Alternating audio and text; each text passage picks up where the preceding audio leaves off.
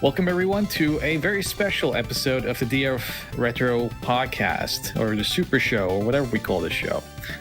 John is in the US right now, so I'm taking over. I know there's a couple of commenters on YouTube that's really disappointed right now, but someone has to do it, so it's me this week. But we're going to do something really special. We're going to be talking about the Commodore 64 today, and to do so, I have two legendary guests. So let's start with the most legendary. We got BastichB 64K. Me? I think Chris should go first, but anyway. I'm BastichB. Run a YouTube channel called 64K. It's dedicated to retro gaming in general, but particularly the Commodore 64, which is near and dear to my heart. So it's got a lot of videos, lots of different types of videos. The channel is made specifically that anybody can watch it. So if you're not familiar with the system or you have no prior knowledge of it, you can watch any video, and they're all made specifically that anybody can watch it and enjoy it. So that's the goal of the channel, just to spread the Commodore 64 news and share the vibes. Yeah, we've known each other for quite a few years now. You've been a friend of the channel. I think you've appeared before in kind of roundabout ways, but it's your first on-screen appearance, I guess, on a live show here. Yeah. John and I always sing your praises, because when it comes to C64, there's many great channels, but I do think that yours is actually the best. Awesome, thank you. And then, of course, we're also joined by, let me just check my notes here, Huelsbeck Chris. Please introduce yourself. Chris Huelsbeck.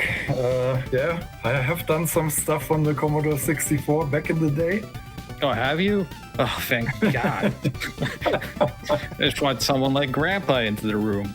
That's true, yeah. So Chris, obviously the legendary game composer for games like Gianna's Sisters, Turk, and Rogue Squadron on the N64 and GameCube, and many others. Thank you to Chris. You've been here before. Don't forget Bad Cat. Bad Cat, Danger Freak. Yeah. Yeah. Wow. That's your word. Not sure if we're going to get too many fans of Bad Cat in here. Yeah, in fact, it's good though. In fact, I'm celebrating my 40th year in the industry. 40 years of game music now. It's crazy how things are coming full circle. It wouldn't have been possible without Bad Cat. Those 40 years on the back. Bad Cat made it possible. That and to be on top, right? Your other success. So whatever happened to the Atari ST port of To Be on Top? Why don't we have that yet? I'm not sure what actually happened back then. It was pretty finished. I've seen it, but it was never released for whatever reason I cannot explain. It's been too long. Yeah, I mean, this was the only reason why I invited you, was to confront you about this fact. Yeah, sorry, I don't have an answer for that.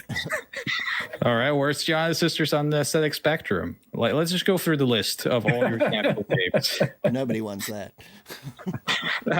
No one really wants. There's a reason why we're not doing a ZX Spectrum episode. Yeah. Though I say that now, and it's probably willed into existence. Some British dudes will be here next week and talk about that. They've already started. But yes, Chris, thanks for being back. And of course, we're going to be talking a lot about Commodore 64 today, because I don't know if you've been keeping up with the Commodore, but it's been keeping up with us. The Commodore never really died, but in the recent years, especially in the past year, there's been a lot of exciting developments with the Commodore. And we're going to be talking a little bit about just kind of our own upbringing and it's going to be interesting because we're all from very different backgrounds regarding this machine, but also kind of where the Commodore went in the 90s and 2000s, and then coming back recently, because it's probably of the aftermarkets. I don't know if you agree with Bastich, but I think next to the Mega Drive, the Commodore is probably the most active classic, like legacy hardware we have. Yeah, I totally agree. I would say it's probably is the most active, just in terms of not only games, but programs, demos, music, it's like pretty much everything. So it's cracks. Like new they hardware. Still crack it. Yeah, they still crack. Cracking. I'm like doing a weekly show where I'm highlighting like Commodore 64 stuff, and there's so much each week to make a weekly show. Like, just think about that. That's crazy. Like in 2026, I'm making a weekly C64 show. I never would have thought that was even like possible, that there'd be enough content to even justify that. But apparently there is.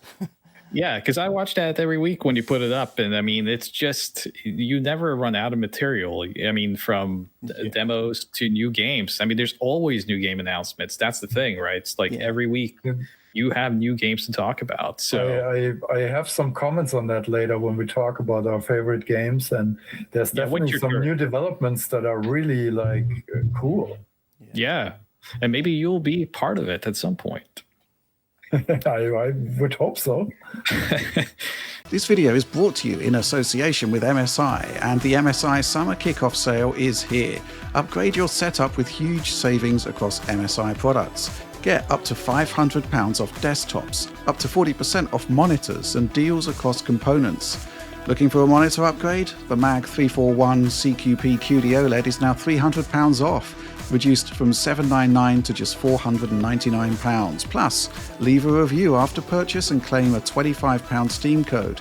Or experience ultra high refresh rate gaming with the MAG 272 QP QD OLED X50, now £200 off, and you can claim a £40 Steam code. And the savings don't stop there. Find deals on cases, cooling, power supplies, and more. Like 44% off the MAG Pano M100L PZ, now just $49.99. With over 150 items included in the MSI Summer Kickoff Sale, it's an excellent time to upgrade your setup. And don't forget to claim your Steam codes when you leave a review on select products. Check out the MSI Summer Kickoff Sale now with the link in the video description below.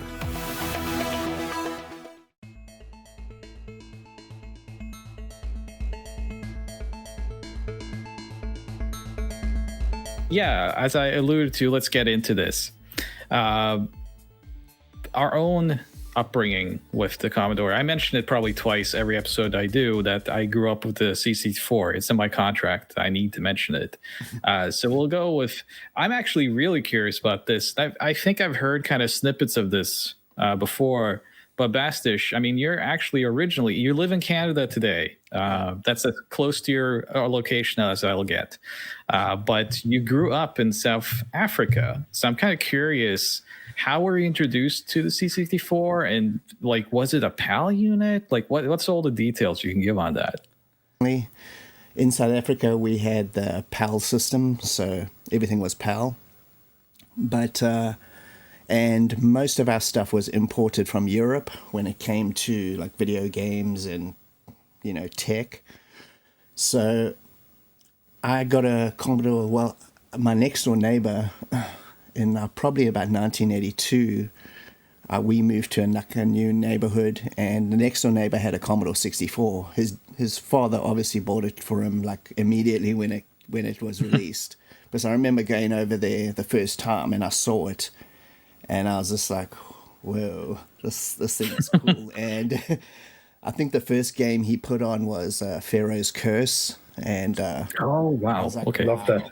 I gotta put that into my top 5 games. Yeah, I love that. I was like, this game is super cool. And then he put on Fort Apocalypse, and I was just like, damn. But anyway, I managed to convince my dad like to buy a C64. So we pretty much got one in 1984. So I played at his house probably for like the first year. You know, just all like the first generation games, those really primitive ones, but they were still pretty impressive. And when I jumped into the C64, I got the PAL system, and I got a tape deck with it. North American people don't like that. They don't like that. Only disk drive. But anyway, I learned that when I came here. Anyway, I got a tape deck. The first 2 games we got was Way of the Exploding Fist and Bruce Lee. So it was a really, really good start. Yeah, I would say so.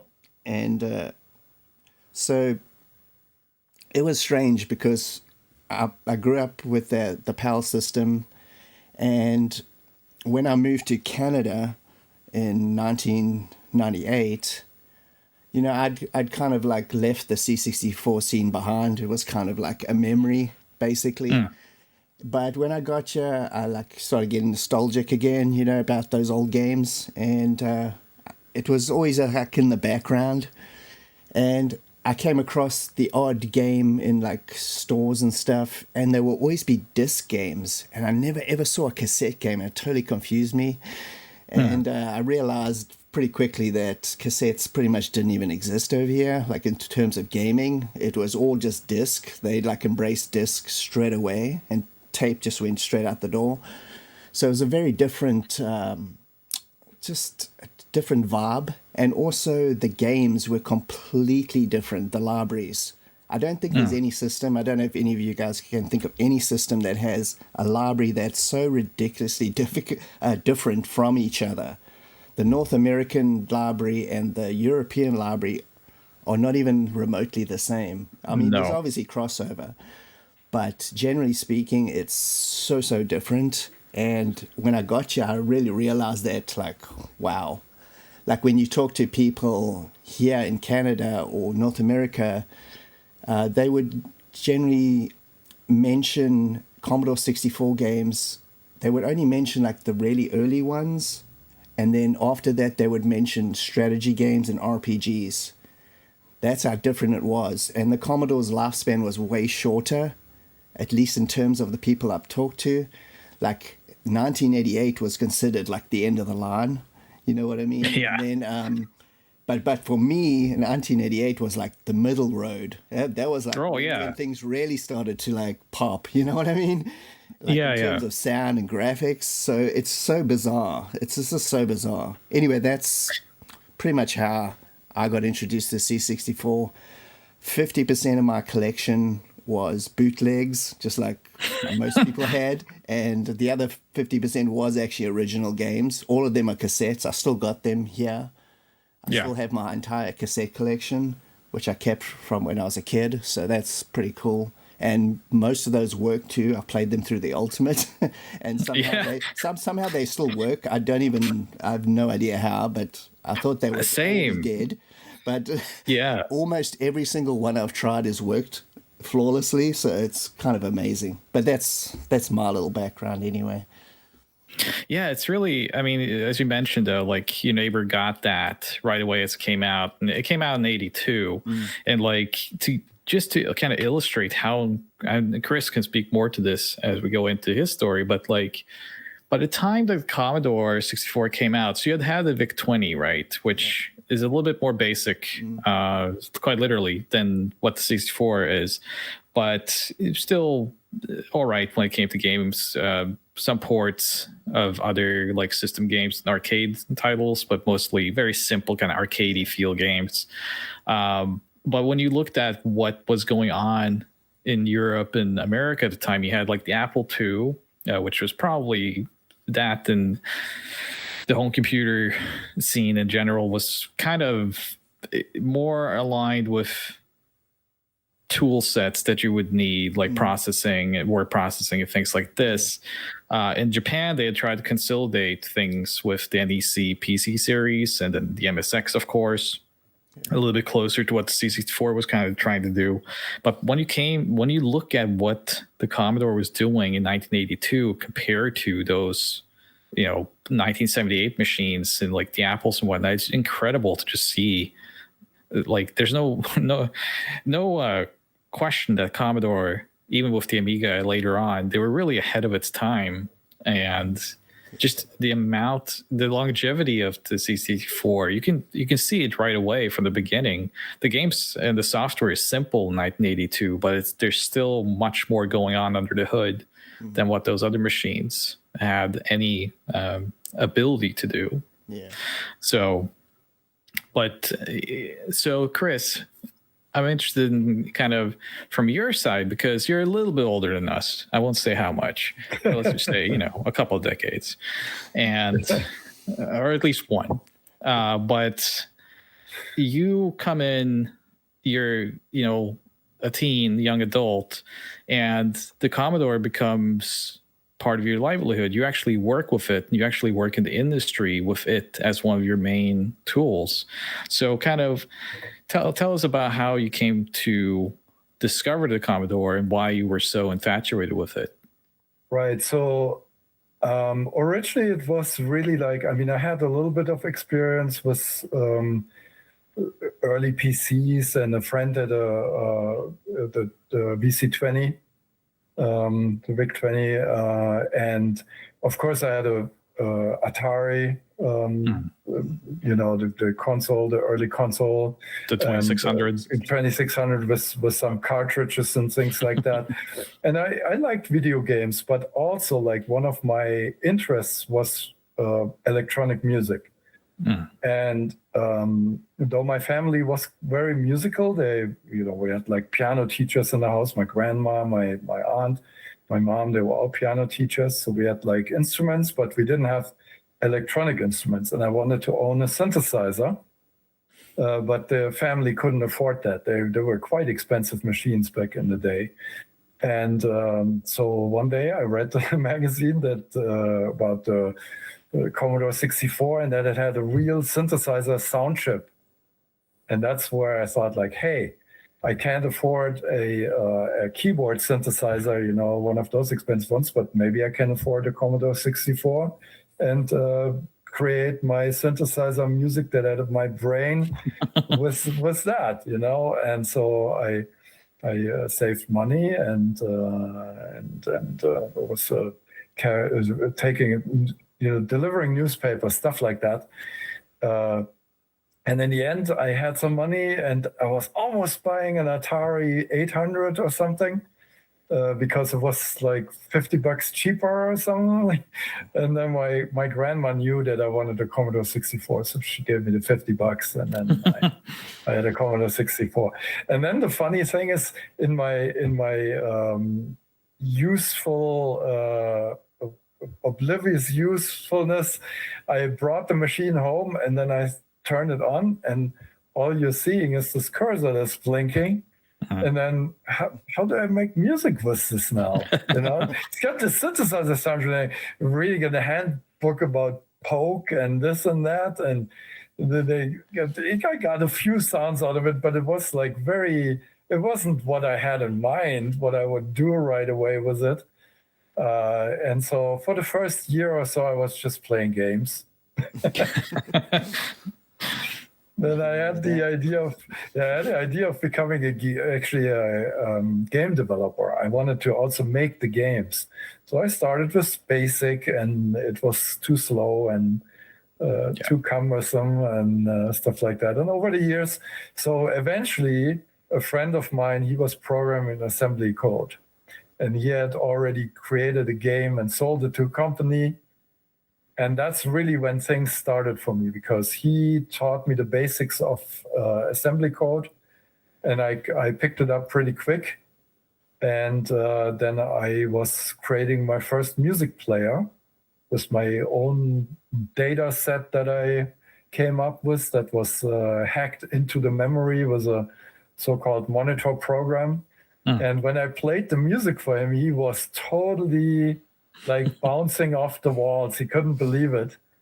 And he wanted that music piece for his new game that he was developing.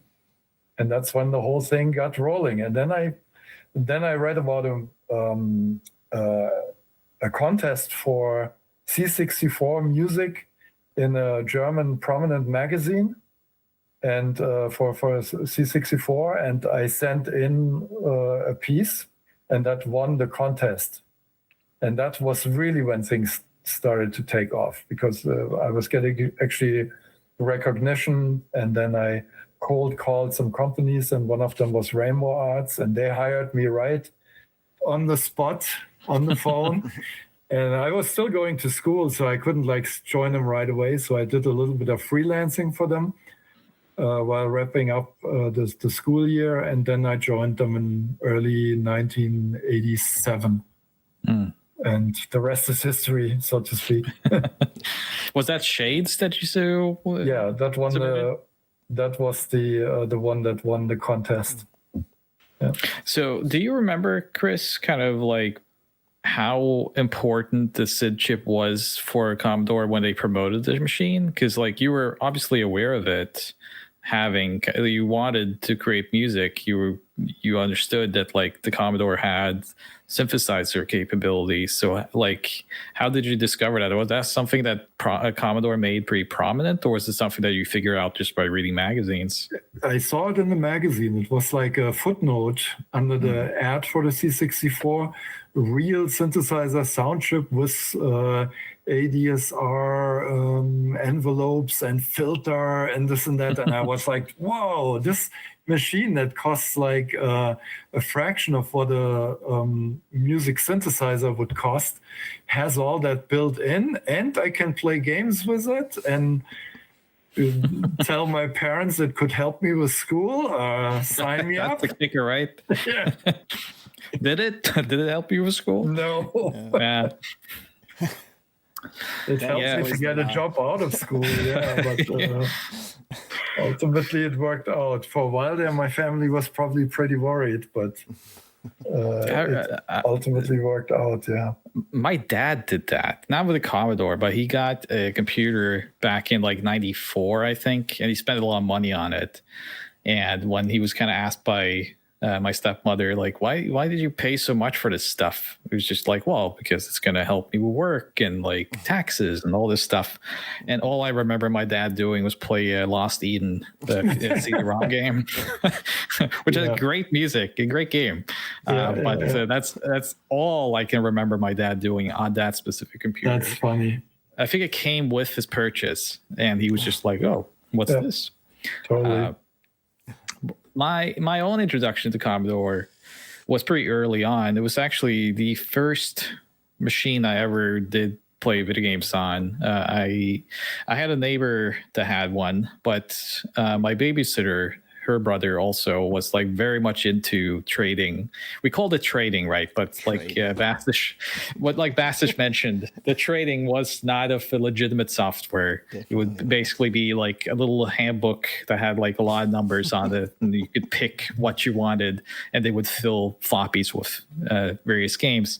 So I just remember that he had like a cellar living room with the Commodore hooked up and like big speakers and everything. He was a very kind of hi-fi guy. So it was very like exciting to be there when I was being babysat by Heidi, and which was her name. And he just had every game. And I couldn't believe, first of all, it's in my introduction to video games, first of all. So it's just like, what is this interesting thing? It's like cartoons on TV that I can control. So my earliest memory of life is literally in that basement, kind of sitting down. And I remember her brother asking me kind of like, what's your favorite like character? Like, what's your favorite thing? And I said Donald Duck at the time, and still very much today. Donald Duck is one of my absolute favorite things. And there was a Commodore 64 game called Donald Duck's Playground, which I conveniently have here next to me at all times for days where I'm very sad. It's actually sealed. So Donald Duck's Playground was it's a Sierra game made by Allo from Leisure Suit Larry fame. And it's kind of educational, but at the same time, very fun to play. But I couldn't believe that I was controlling Donald Duck on screen. That's awesome. How old were you? I was about 3.5, probably. Wow. So it's very early. And I credit that game a lot with me learning English, with kind of learning basic. It was educational, which is the kind of funny thing. It's very fun. It's fun. But it was just this simple concept. And it was something that I didn't find with my, because I had NES. And my brother had an NES. And I really loved the NES, obviously. But what I couldn't find was that kind of freedom of design that I found on the Commodore games. And Donald Duck is a good example of that, where you could go into any shop, you could go into any job. So you have all these different, it's very much a C64 trope that you have like a game that has 4 different games in it. Each stage is kind of like a different game. But here it's kind of contextually okay.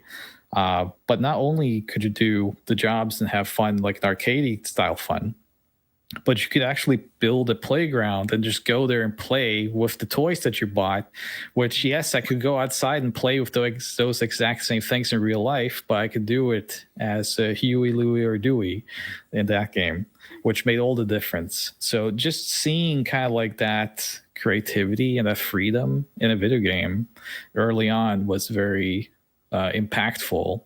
So I do credit Don Luck's Playground for kind of making me interested in video games, both as a player and also working in the industry now. And then, of course, faithfully, I would be introduced, before I ever played Super Mario Brothers, I would be introduced to the great Gianna sisters. Yeah, I played that before I played Mario. I like it better than Mario. I know that's blasphemy, but I don't care. Wow. Yeah, I mean, so we could do it. Hey, let's go there, right? Like, so, I mean, not just because Chris is here. Obviously, Chris made the music for the game. We don't need to.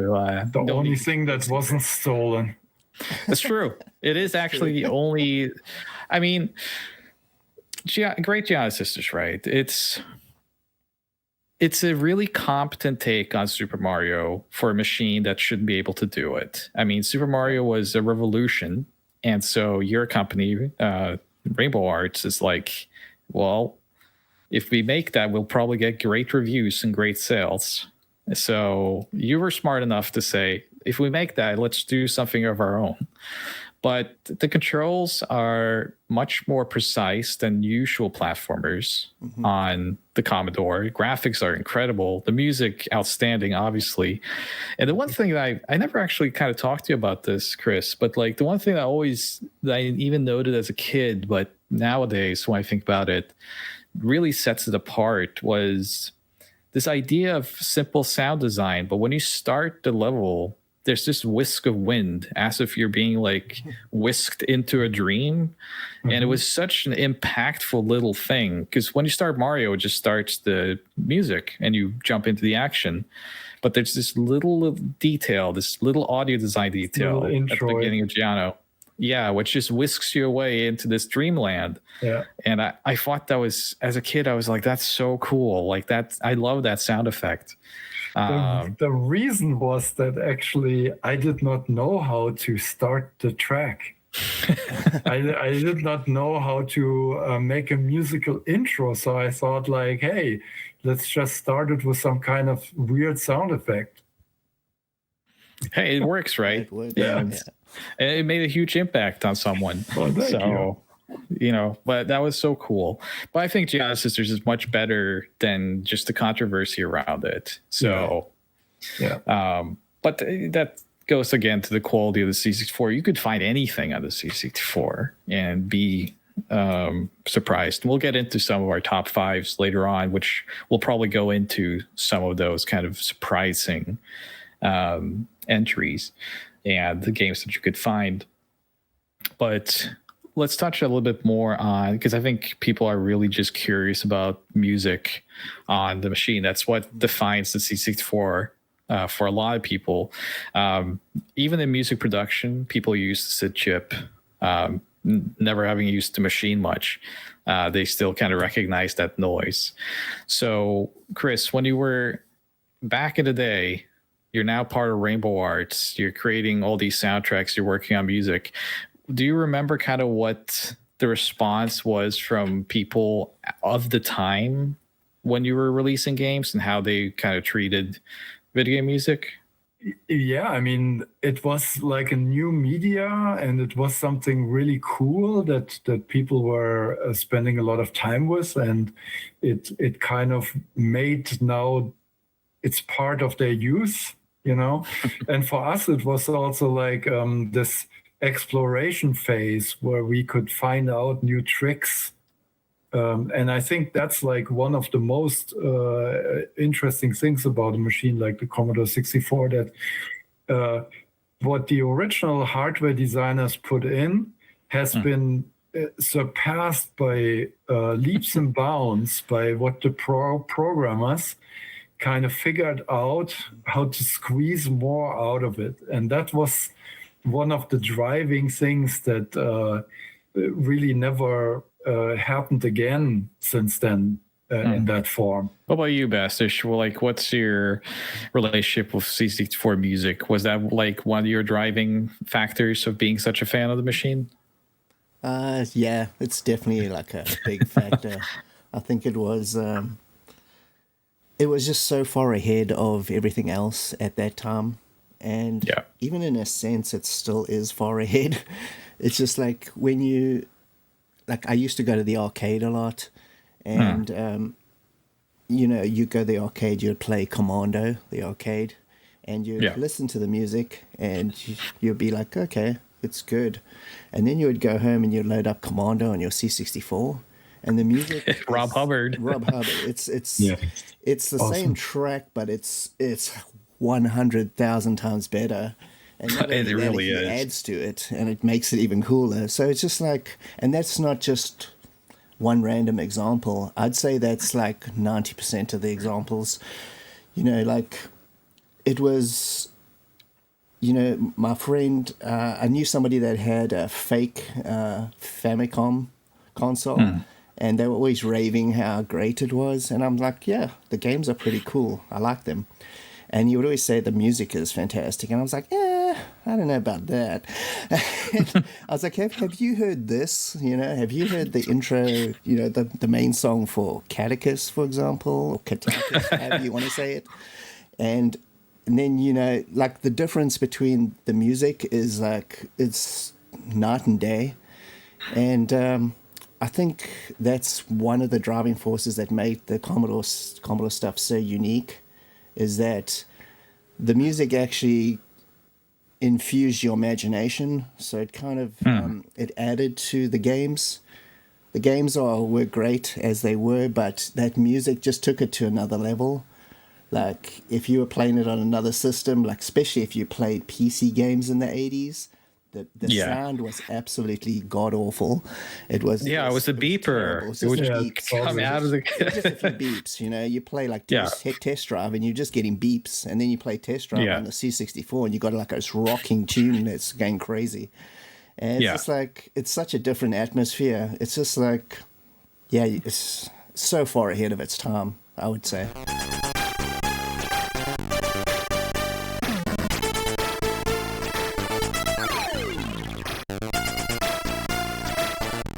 I remember even like, because I've loved video game music my whole life. And it really came from the fact that like the Commodore, when I was reading like Commodore Format, which is a magazine back in the day, you probably remember it, or, you know, anything, because people today will note that like, hey, music is done by like Sean Bilo or, you know, Yasunori Mitsuda, and like these names, and people react to it and get engaged.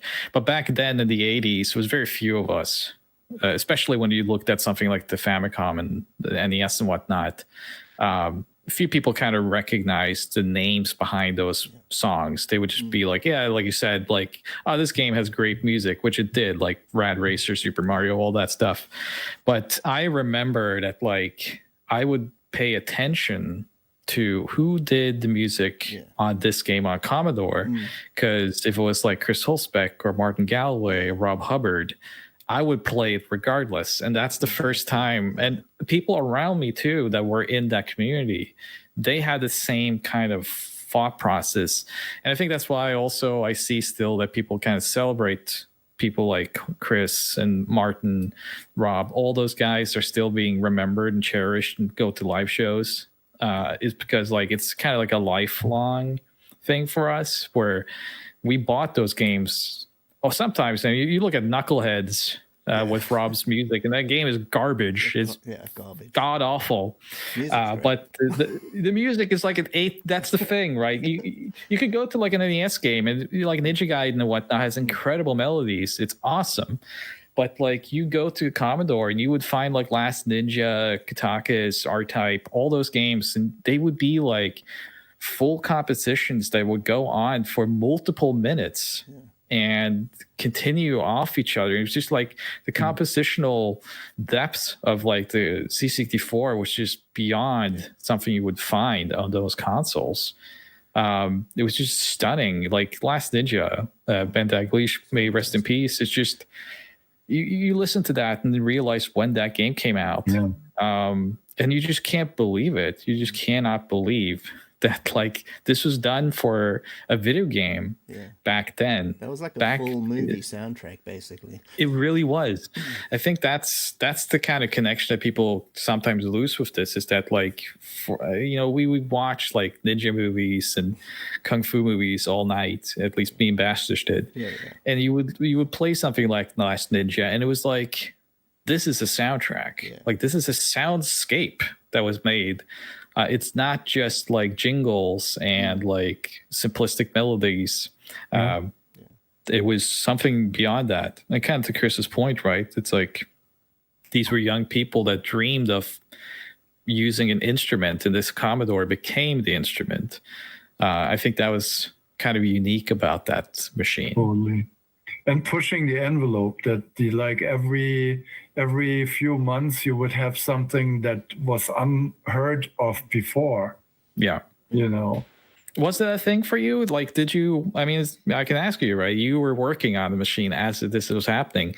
Did you listen, like when a game came out and say Martin Galway did the music, did you like go out and listen to, it's like, oh man, like I got to step up my game, because Martin's like, you're right. Martin Galway is a good example, because he was actually the first external composer or other composer that I actually noticed.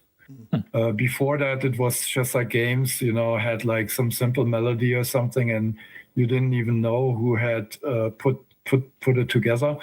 But then I heard it was actually just like the Ocean Loader or something. Music.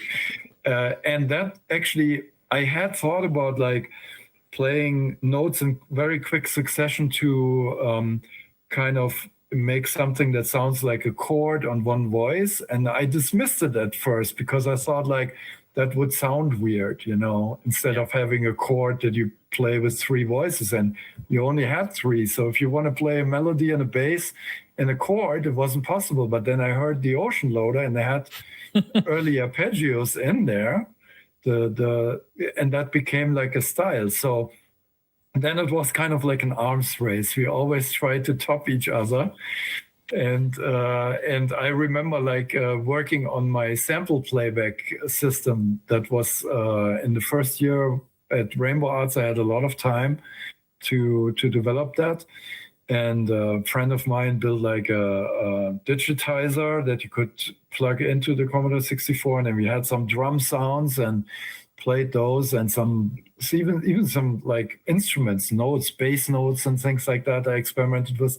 But we didn't have games that were ready to be released, and I wasn't in like the scene that came a little bit later.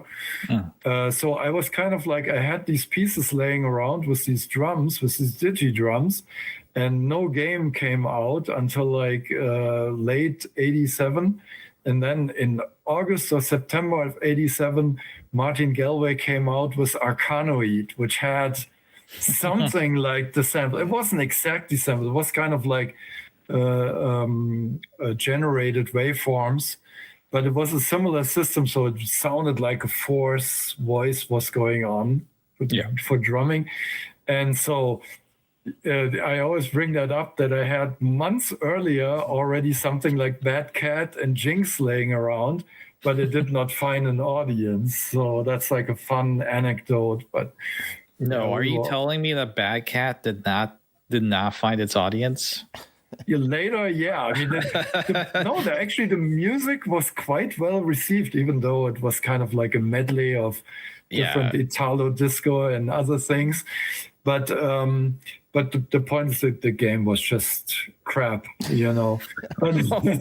used to load that game up just to listen to the music, honestly. Yeah, that's what many people did, apparently. Yeah. 5 minutes well spent just to listen to that track. By the way, when you talk about the Commodore 64 and why it was successful with the SID chip, is also something I learned a little bit later. One of the so the developer of the SID chip was a guy called Bob Jans, an engineer that thought like he didn't develop the SID chip for video games or computers. He developed it because he thought like maybe I can bring down the costs of making a synthesizer, which is actually very much the problem that I had, trying to acquire something like that, by making a synth, a voice in one chip. And that was the SID chip. So it was actually meant to be like 8 SID chips were supposed to be built into a synthesizer with a keyboard. And then you would have like 8 voices with 3 oscillators each. And each one of the chips had its own filter and stuff like that. I learned later that the synth that I actually requested from Rainbow Arts as a goodie to work with in my workspace there. So they actually financed the synthesizer, and I selected the Ensoniq ESQ1, and it felt so familiar. Everything was like in the right place and everything. I learned later that Bob Jans was the guy who founded Ensoniq and built the ESQ1. So that was like a funny thing. So I learned that years later. But that made a lot of sense. Can we quickly off the top of our heads come up with what our favorite C64 music track is? And you can be biased, Chris. You can pick one of your own. Whizball. Whizball? Martin Galway's Whizball is to this day one that really impresses me. Yeah. What about you, Bastich? Wow, that's so hard. Also a lot of Rob Hubbard tracks, of course. That are absolutely amazing. Probably the first level track for The Last Ninja, that just hits me really hard. Like Ben Dagley's track. It's just got that sound. I don't even know how to describe it. It's just so unique to the situation of the game. It just feels like you're there.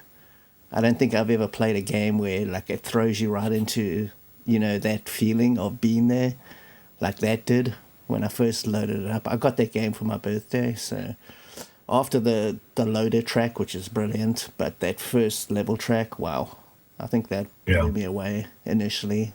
And then obviously there's so many others.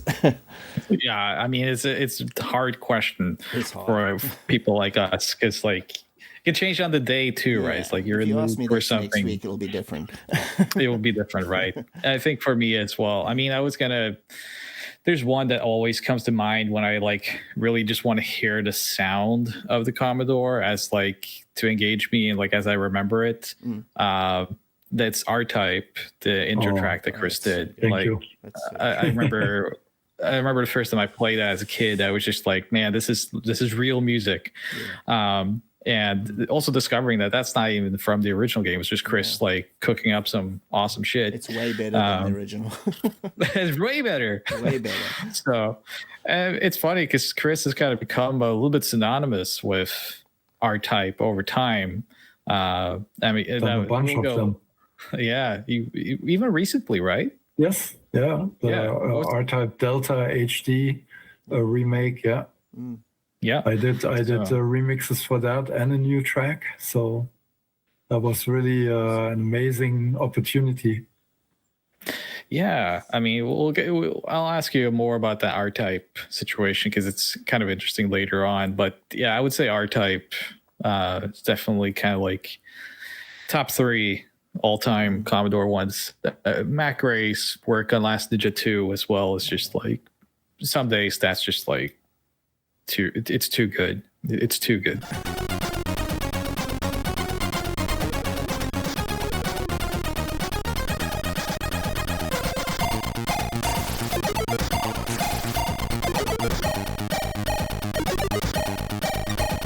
But let's get into, I'm going to try doing what John Lidman could never do. Let's try to list some games and not spend 3 hours doing it. That's the challenge, guys. Let's see if we can do it. But considering the topic, I might have been setting myself up for disaster here. But let's see if we can kind of come up with our top 5 Commodore games individually. That is very hard. Let's start from the bottom and we'll do one each, right? So let's just do it in clockwise fashion and how our cameras are set up here. So Chris, you're number 5. The most popular or least popular? I mean, favorite. I guess it would be your least favorite, but that sounds weird, right? Because this is your top 5. Okay. Yeah, your top least favorite. Okay, well, maybe Jumpman. So you're not talking about Jumpman from Donkey Kong here. You're talking about it's Epics, right? Yeah. Yeah. Early jump and run kind of action jump and run with different screens. That was one of my favorite games in the early days. I remember, so Bastich and I met up at Portland Retro Gaming Expo, and I think you found the box copy there of Jumpman, right? I found Jumpman. I'm not sure if it was Jumpman or Jumpman Junior. Or both of them? I kind of recall that, like, you started jumping yourself when you found it. So I was like, yeah. Yeah, I think because it was that Junior, awesome game. Yeah. I mean, that's a pretty good one too. Yeah, finding Commodore games in the wild in the US is like it's almost impossible, so rare, right? Yeah, when you see really one, you just freak out. What's really cool about those, the Epics ones come in cardboard boxes though, but what I always liked about a lot of the EA Electronic Arts releases is that they come in this like album, like an LP album, which like has interviews sometimes with developers and pictures, and it's like they treated these games, EA especially, treated them kind of like with prestige. Programmers like they were like the kings, right? It would always rock stars. It would always have an interview with one of them at least, like in the liner notes, which I thought was super cool. But you never ever saw that. Ever. Yeah, you never saw that much. So EA did it, and some other companies did it, and specifically in the US market. None of the it's kind of companies did it though, or like no. I mean, the UK specifically put them on tape. They didn't have no respect for these games. You put them on tape and you wait 25 minutes to play them. Like tape was like the worst option. Though I have a lot of tape still. Yeah. But yeah, no. So, what about you, Bastich? Your least favorite of your favorites? That's so weird to say. I know, right?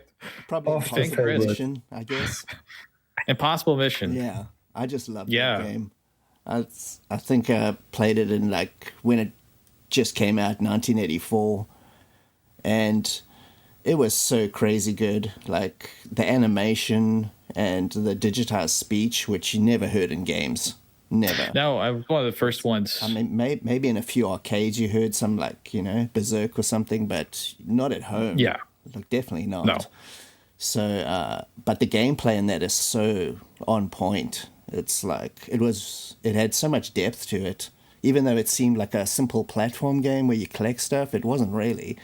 It had like multiple layers, you know, like the whole puzzle element, how you had to match everything up to get through places. I don't know. It had so much. There was so many layers, hacking computers and stuff like that. It was, that game blew my mind. Since you're going so much in depth, I have to go ahead and say that's my favorite. Impossible Mission. Number one. Is that if you're number one? You spoil it. Yeah, sorry, because he had like such a good talk up about what that game is all about. I don't have to rehash that. That's my favorite of all time. And in fact, you know that autumn, because we did it together in one episode, I played it through. We used to have a popular show. We should get context. Yeah, we did finish it. So Chris and I used to have a fairly popular show, kind of going through not just your games, but we kind of went into other avenues, like your favorite games you've never seen before, and don't know why we ever stopped. Retro Spielen. Yeah, that's right. That was really fun. I do remember we did a 10-year reunion.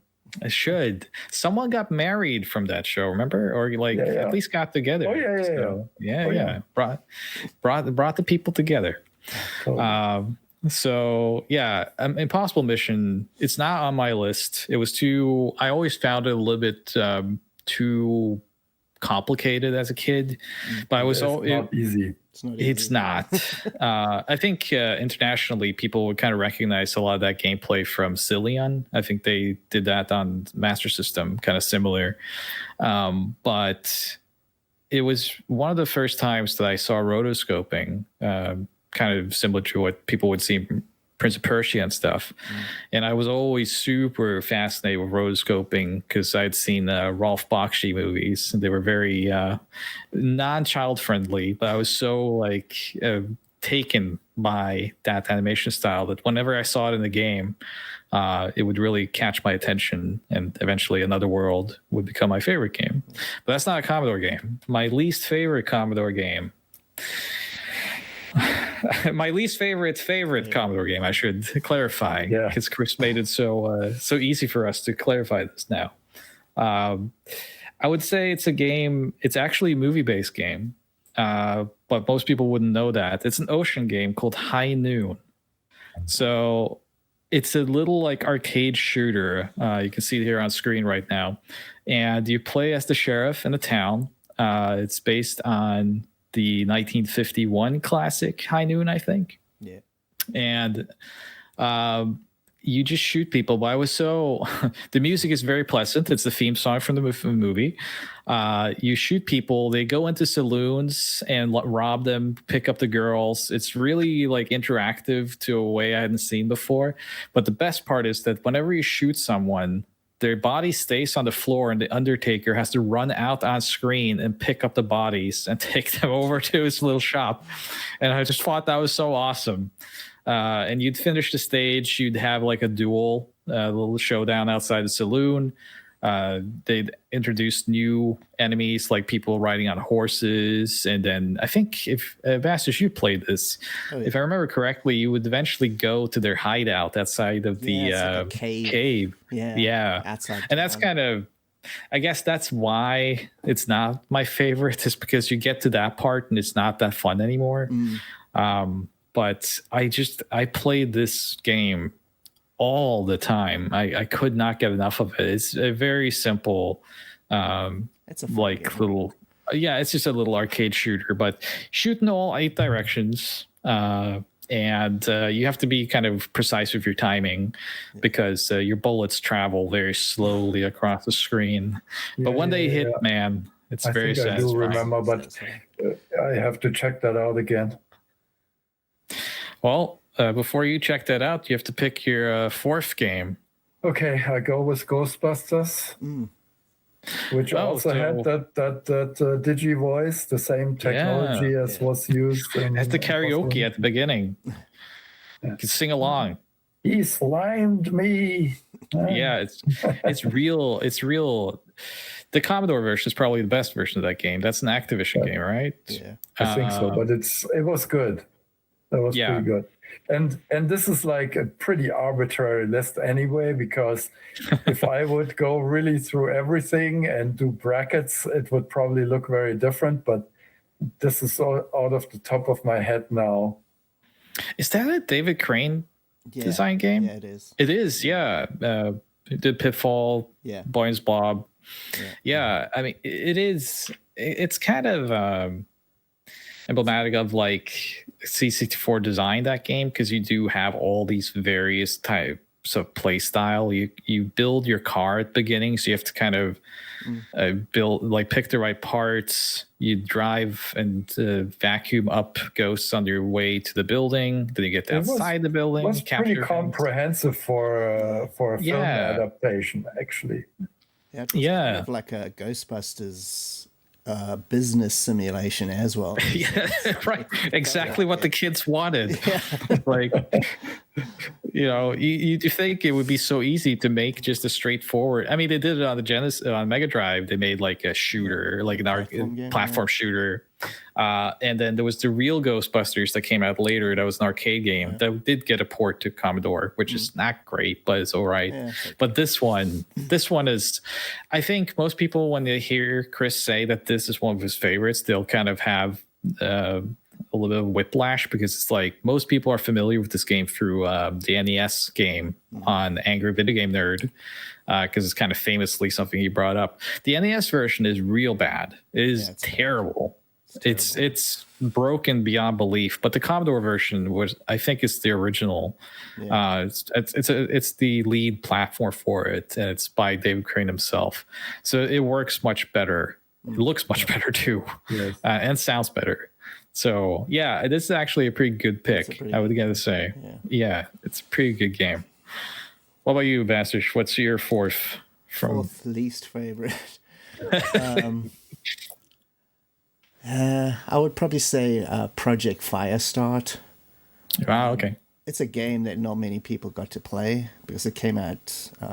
It was a US-made game, but it came out really late in terms of US anyway. 1990, I think it was, or 89, 90. But it got a very limited European release, as far as I know. Yeah. It was Electronic Arts, but it's basically a survival horror game. And if you have to really look back on things, I firmly believe that it's the original survival horror game in terms of like hitting every single point, about survival horror that today. Like if you look at Resident Evil and then you look at Firestart, it's the same game. They took everything, whether it was intentional or not, but whether they played it or not, I have no idea. But it had everything. It had a great story. It had like cinematics.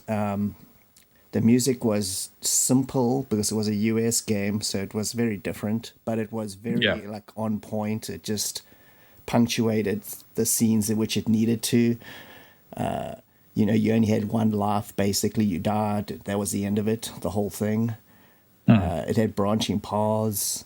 It had limited ammo, so you had to be really careful. It had like documents you found like in a Resident Evil game, which filled in the backstory. It has every single trope you could think of, and it was just way ahead of its time. When I originally played that, I didn't even realize I was playing something that was a different genre. You know what I mean? It was it felt like I was playing a game I'd already played, but when you look back at it in retrospect, it was completely different. Yeah, it really was. That was just an amazing game for me. Yeah, it's it really, when it comes to presentation, it's among the best on the system. It's a little bit cumbersome to play, but I do appreciate, and to your point, I mean, I do think that like stuff like Sweet Home, I think Sweet Home came out a year before, so that probably had a more direct influence on like Japanese survival horror. But I think the people who made Another World, I think Project Firestart came out 6 months before Sweet Home. Wow, so they're that close? Yeah, they were very close. So people just had the same. They obviously couldn't have influenced each other, right? Because they wouldn't have known which one was making that kind of game.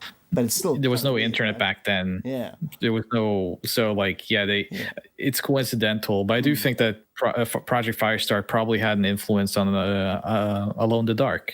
Like people who, so I do think that you could probably do like the, what's it called, like the 5 degrees of Kevin Bacon or whatever they call it, like where you could probably combine and figure out the path back to both those games from various standpoints. But yeah, Project Firestart is it's really cinematic in a way that like very few Commodore games or any video game at that point were. I mean, it took some risks that, by 1990, people hadn't seen something like that before. For my fourth game, man, it's getting hard, and I'm only on the fourth one. Trying to think, I would probably have to say it was brought up earlier, Commando.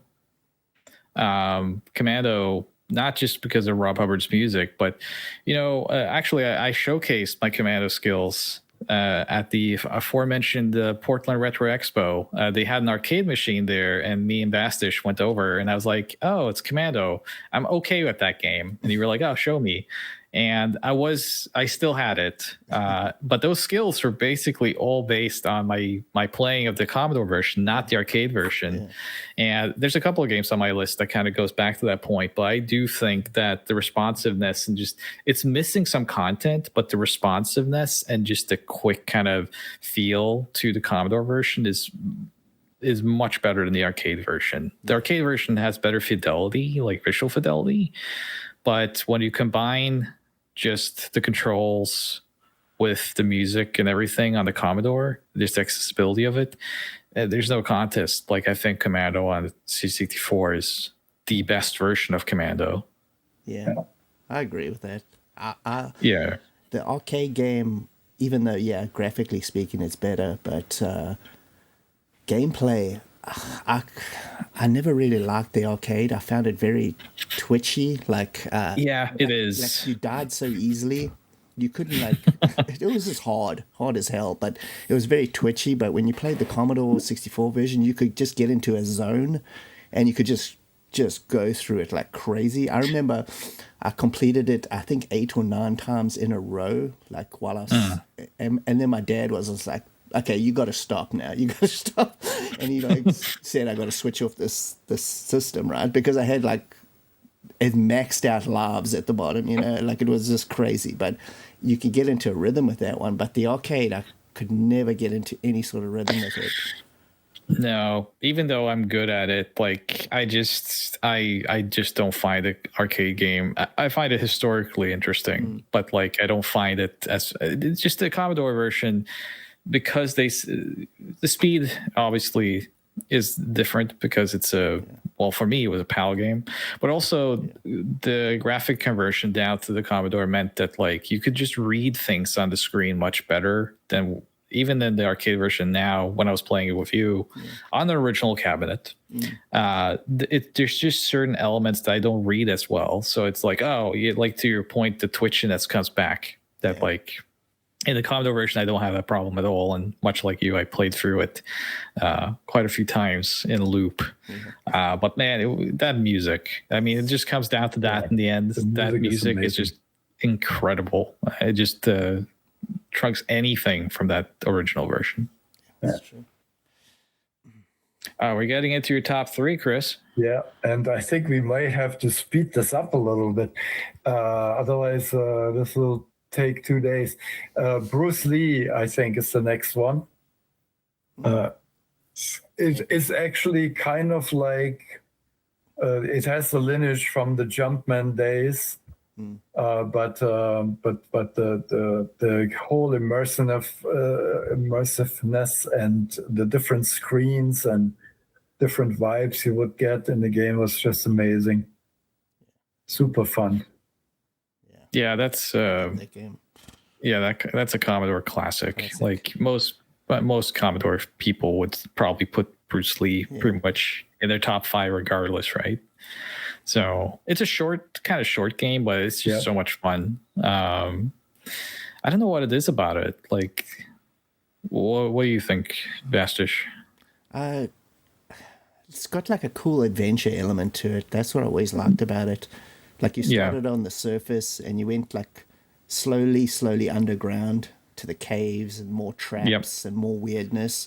And then you came out on the other side and you're inside some sort of shogun's place, temple or whatever you call it. And then you went up to get to him. But that kind of mentality of and going on an adventure as opposed to just a game where it was one screen and then was another screen and they weren't really related. This game kind of made us almost felt like a story out of it. A bit of a visual storytelling, a visual story. It kind of that made it feel like an adventure to me. So that's what I always really liked about it, and obviously the co-op play. That's right. My brother would jump on and be like the green Yamo or the green Buddha, we used to call them, and then it would just be chaos. We'd be fighting each other and we'd be kicking the ninja into traps, and it just went into craziness. But I think that's part of the charm of that game. Yeah, I mean, the closest comparison probably to your point would be like if you look at something like Kung Fu Master, which is just you walk right to left or left to right and just kick and punch people, and then there's a boss. Very simplistic. It's fun, but with Bruce Lee, there was kind of like you had to do it in a certain sequence, and it told that little story, which made it very exciting, especially when you were as young as we were playing it. Just like your imagination fills out so much that's not there when you do something that simple. Bruce Lee, I think, would be in the top 5 of any Commodore fan. For my third one, I would have to pick another kind of arcade conversion that I think is better than the arcade original. Another game that I'm quite good at is Fire Trap. I'm not sure if any of you are familiar with Fire Trap. So Fire Trap is this game from Data East, or Deco as it was called at the time, where you are literally climbing up a skyscraper and things are falling, fires will come out. You have to save people that are hanging out the windows.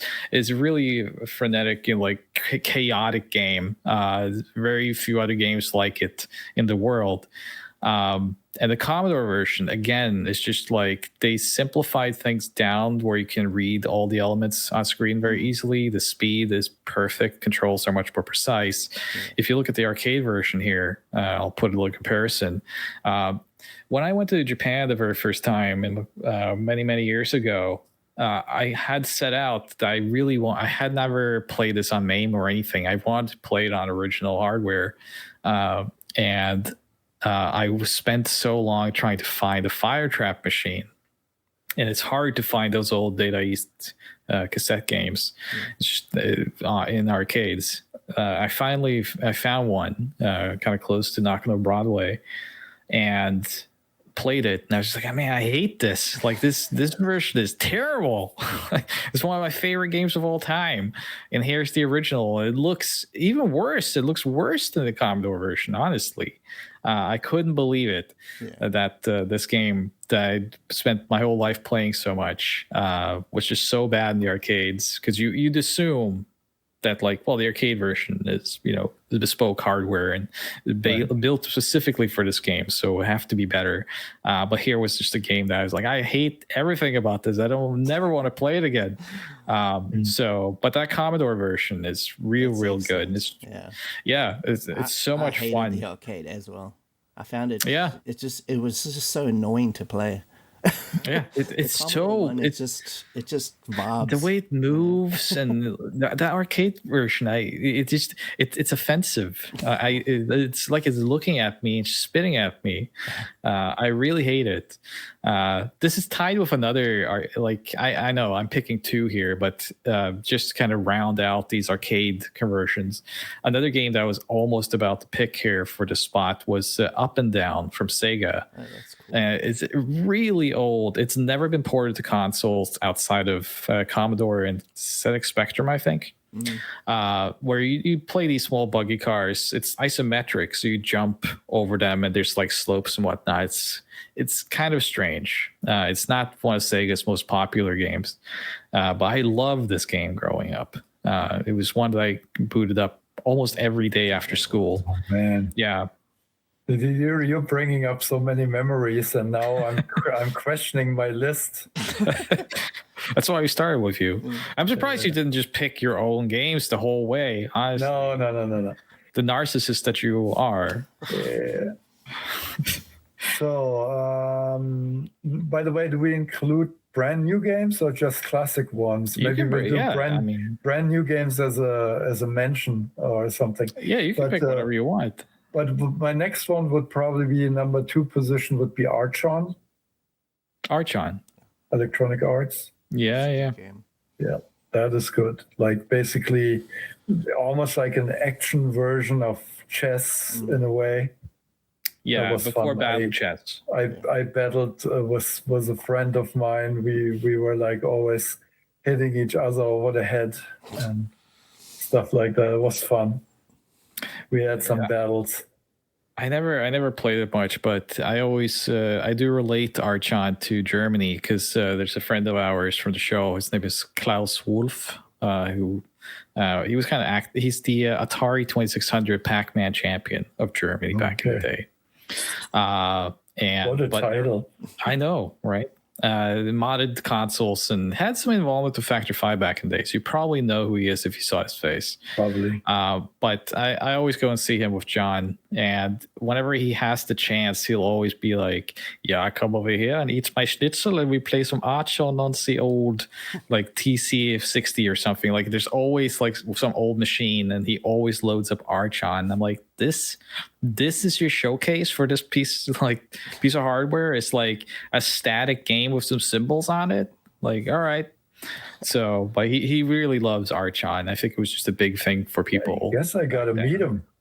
Yeah, right. You could play Archon on any given system that he has in his house.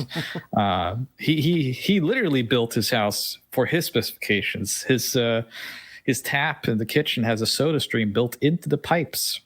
So we could do an episode about Klaus. We should actually. Right. When Chris met Klaus, we'll make that episode. Yeah. What about have you ever met Jeff Minter? I have at his farm with his. I have not gone to see his llamas. With llamas and sheep. That's it's such a strange thing, but okay. Some people have their favorite animal, right? You know, it's just a spirit animal, basically. Yeah. You know, so but yeah, I met Jeff Minter twice in my career. Lovely person. He's the type of person that's just way too like I'm not a very smart person, but like you meet people where it's just like you can tell that their intelligence is on a different planet. Yeah. And it's just like they see the world and they see the colors and sounds and things in a different way, and he's kind of one of those where it's just like, you know, what I'm seeing with my eyes is not what he's seeing. Yeah. So you picked Archon as your number 2. Okay, so Bastich, what's your number 2? I didn't do number 3. Did you not? How did you not do number 3? I do it too far. I think you chose 2 arcade games, that's why. No. Maybe. Number 3 would probably be Defender of the Crown. Is that so much better on the Amiga? Yeah, I was gonna say, you played on the Commodore, huh? Okay, controversial. I would say no. I would say visually, the Amiga version is better, obviously. It was a showcase. But gameplay-wise, I think the C64 is way more balanced as a game. In terms of all the mini games, especially, the Amiga version is definitely a showcase game, you know, that game that kind of blew you away by just looking at it. But I think the C64 version refined it in terms of gameplay. Like the strategy element was way better. It wasn't so chaotically random. So you sometimes the Amiga version, you got into situations where you couldn't win. You know, it just threw you into situations which you couldn't possibly get out of. But the C64 version didn't do that. The jousting was way better. I don't know. That game was a strategy game with arcade elements that I just loved the mix of both. You know, it's kind of a little bit like Archon if you think about it. It's got like that strategy element plus it's got the arcadeness of it, and you didn't get a lot of those kind of games back then. It was either one or the other. But when you got something like that, and especially the visual storytelling of it, I just loved that. It. Yeah, Defender of the Crown. I played the hell out of that. All Chris remembers from that game is the nudity. I don't. I never played it. This was a game that on the Amiga was just something to look at. I never played it. But yeah, cool. Well, what's your number 2? Because you missed. Yeah, we somehow skipped it.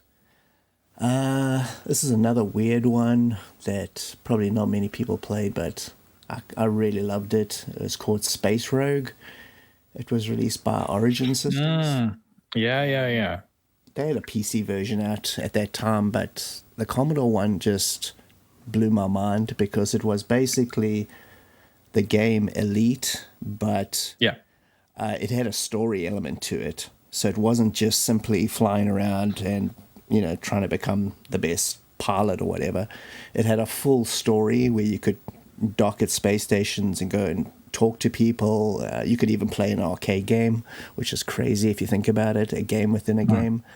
And the 3D element of it, the space flight, it was fully, polygon kind of, Commodore style. And it was pretty impressive. And the universe was big. You could jump to different galaxies, but it was very refined. Like it wasn't like Elite where you would never see the same. It would just go on forever. This was very specific. Each galaxy had a certain space station, certain place you could go to, people you could talk to, missions you could get. You could do trading. You could play the game many different ways. You could trade and make money, upgrade your ship, but you would also be going on quests, like actual story, like Origin games, like Ultimate games. You would be going on quests at the same time. So that combined two different things together again, like kind of like a space flight simulator mixed with an RPG. It was just another game that blew my mind, kind of like Firestart, where it mixed genres that you never thought would come together. And I really loved that game. Cool. I think for my number 2, I mentioned this earlier, and it would be a good opportunity actually to also kind of go through some of the history of it. So I would have to pick R-Type as my number 2, because it was a game that I played. I wasn't ever really that great at R-Type, but it was a game that I just had so much fascination with, and it was just so well made on the Commodore. And it just so happens that one of the people who worked on that in this very episode, Chris, so you did the music for it, but so correct me if I'm wrong here, but so this game, you guys started making and released a game called Katakis on Commodore, which is in itself an excellent shooter, very, very close to R-Type. Close enough that, kind of reminiscent of something that happened to another game. You guys kind of got contacted and was like, hey, this is too similar to a certain R-Type game. And it was Activision, right? I think so, yeah. They had the license to do the home computer versions of R-Type. But then again, they contacted Rainbow Arts and were threatening. But then quickly they were like actually talking and not so much threatening. And they realized, okay, they couldn't really put this together as good as Katakis was. So they made everybody came up with a good idea. Why doesn't Rainbow Arts make this R-Type version for them? And the only stipulation was to take Katakis off the market, change it up a little bit so it's not as close anymore, and then re-release it as Denaris. That was essentially it. But then we as developers, the graphic guys, the programmer, and me, the music, I mean, we were ecstatic that we could all of a sudden work on the game that was actually the inspiration for Katakis. So it all worked out. It was serendipitous.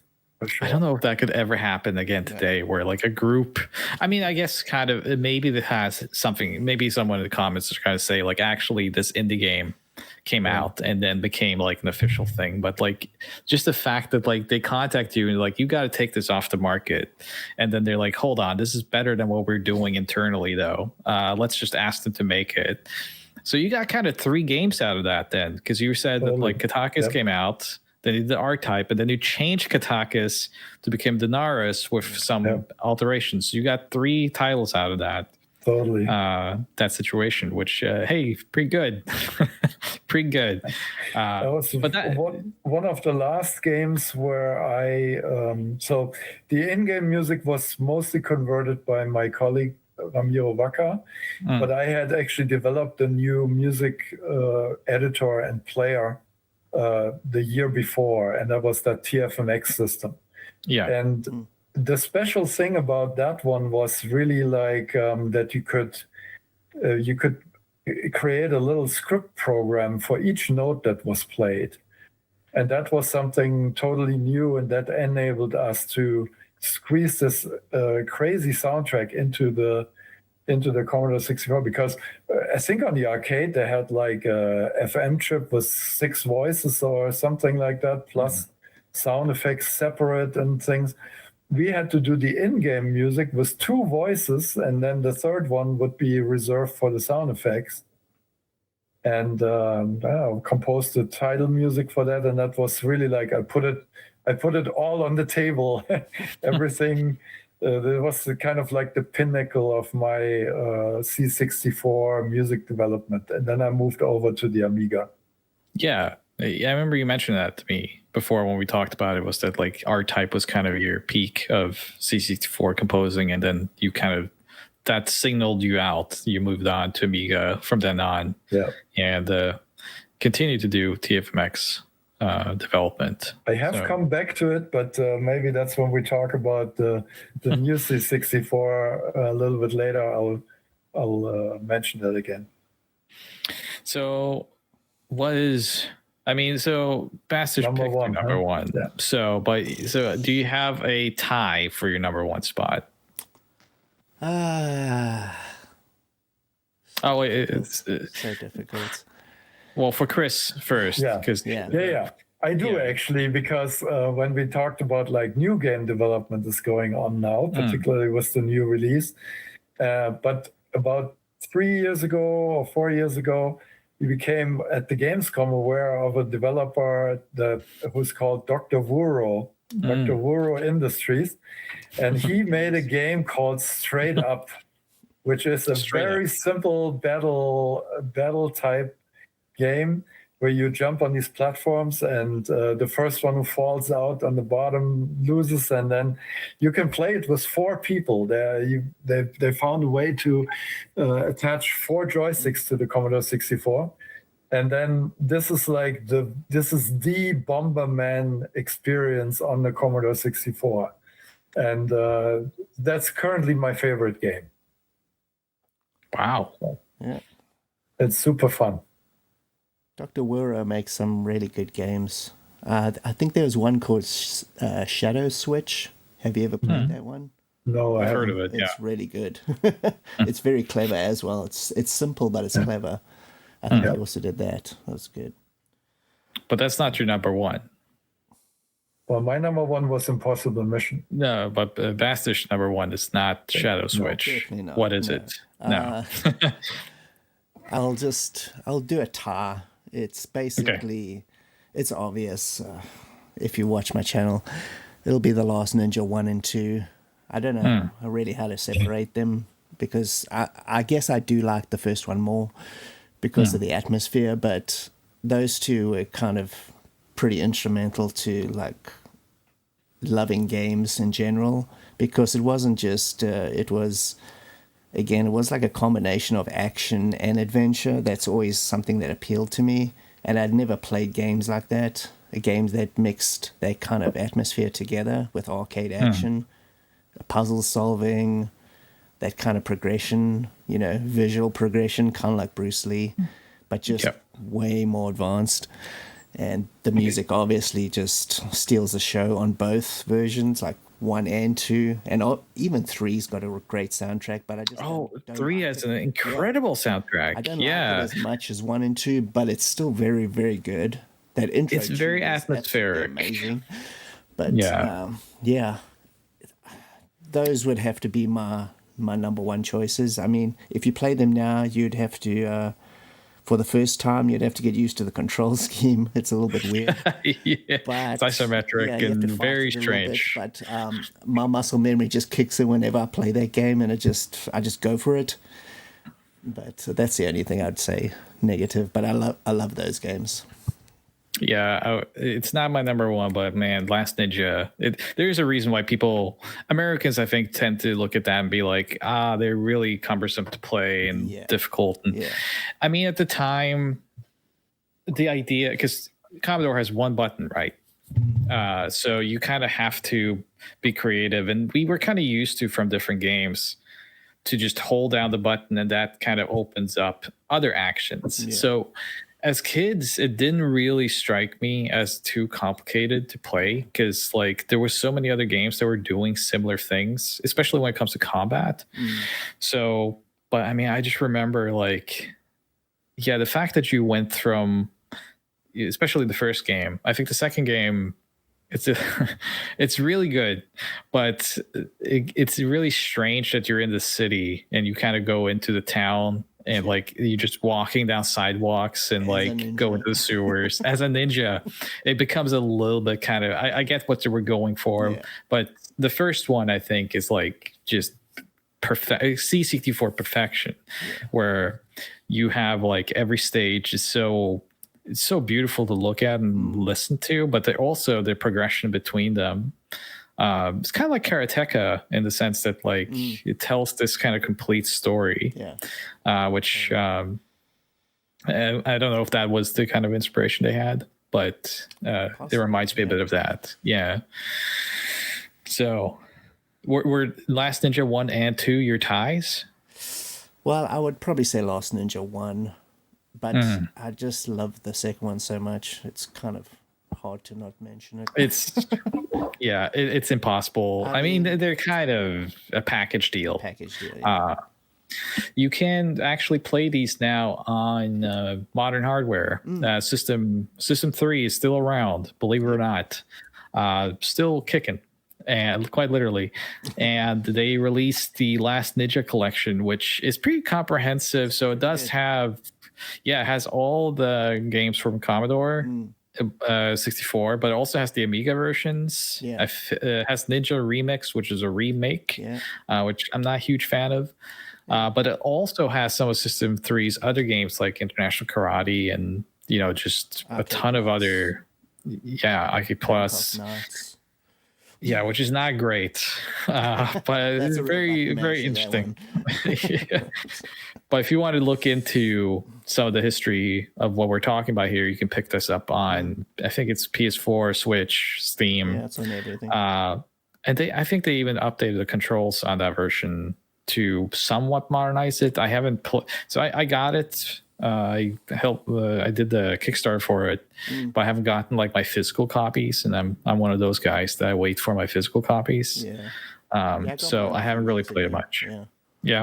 It's excellent. It's a very good collection.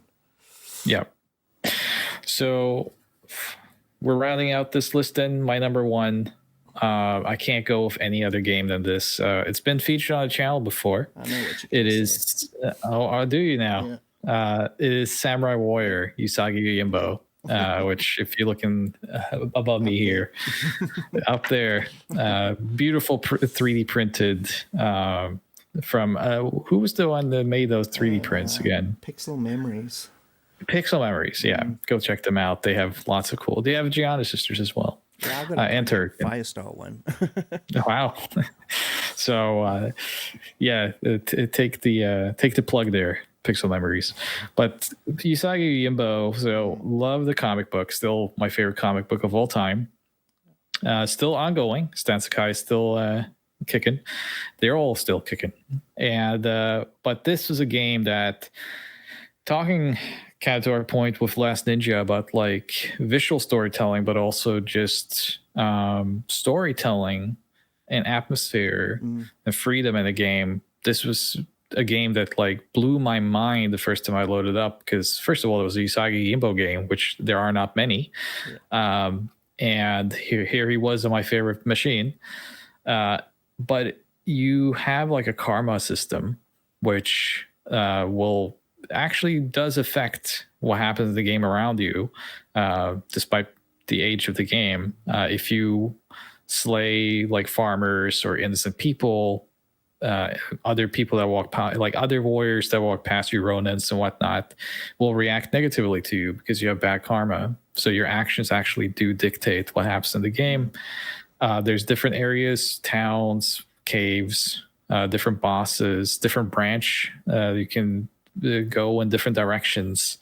So it's very open-ended how you play it for its time. I say open-ended, but like by modern standards, not so much. But by that point, just unheard of. It's just like, it's magic. It's kind of an early example of walking simulators in a way, where you kind of walk you take your time very slowly, but you interact with your environments and you talk to this person, you then get some information, you go to the next point, you kind of piece together things. And it just very accurately represents the comic book that it's based on. It's a very, very good licensed game, and kind of amazing that it exists in its form. Music is very good too. It's Neil Brennan. It's not as iconic as other Commodore games, but it's very atmospheric and very fitting of the game. So it's just one of those games that, like, I just can't believe. It's still to this day, whenever I play it, I'm just like, I can't believe they did this back then. Yeah. The ideas in it, some work better than others. And if you read it, they did a Retro Gamer interview many, many years ago in the magazine, where they kind of go into the fact that there was going to be a lot more scenarios, because there are portions of the game where literally nothing happens. You are just walking through scenery and having a good time. And to me, it's beautiful to look at and beautiful to play. So I don't mind so much, but you do get the sense that, like, there was more that was going to happen in the game. But even so, I think it is my number one Commodore game. Yeah, it's an epic game. I actually got it really is. Sakai to sign my Commodore 64 version of it. Wow! Because he had never seen it before. That made it even cooler. Because he was like, "Oh, I've never actually seen a physical copy of this." I guess it's because it was more of like a UK or European game. It was. So he had never seen it, so he was like super excited, and he opened it up and checked it all out, and then he signed the cover. I've got it here, so. I thought, that's cool. I'm very jealous. Maybe one day I'll get the chance to finally meet him. I've only spoken to him via email and stuff. Yes, really nice. But yeah, I always heard very good things about him.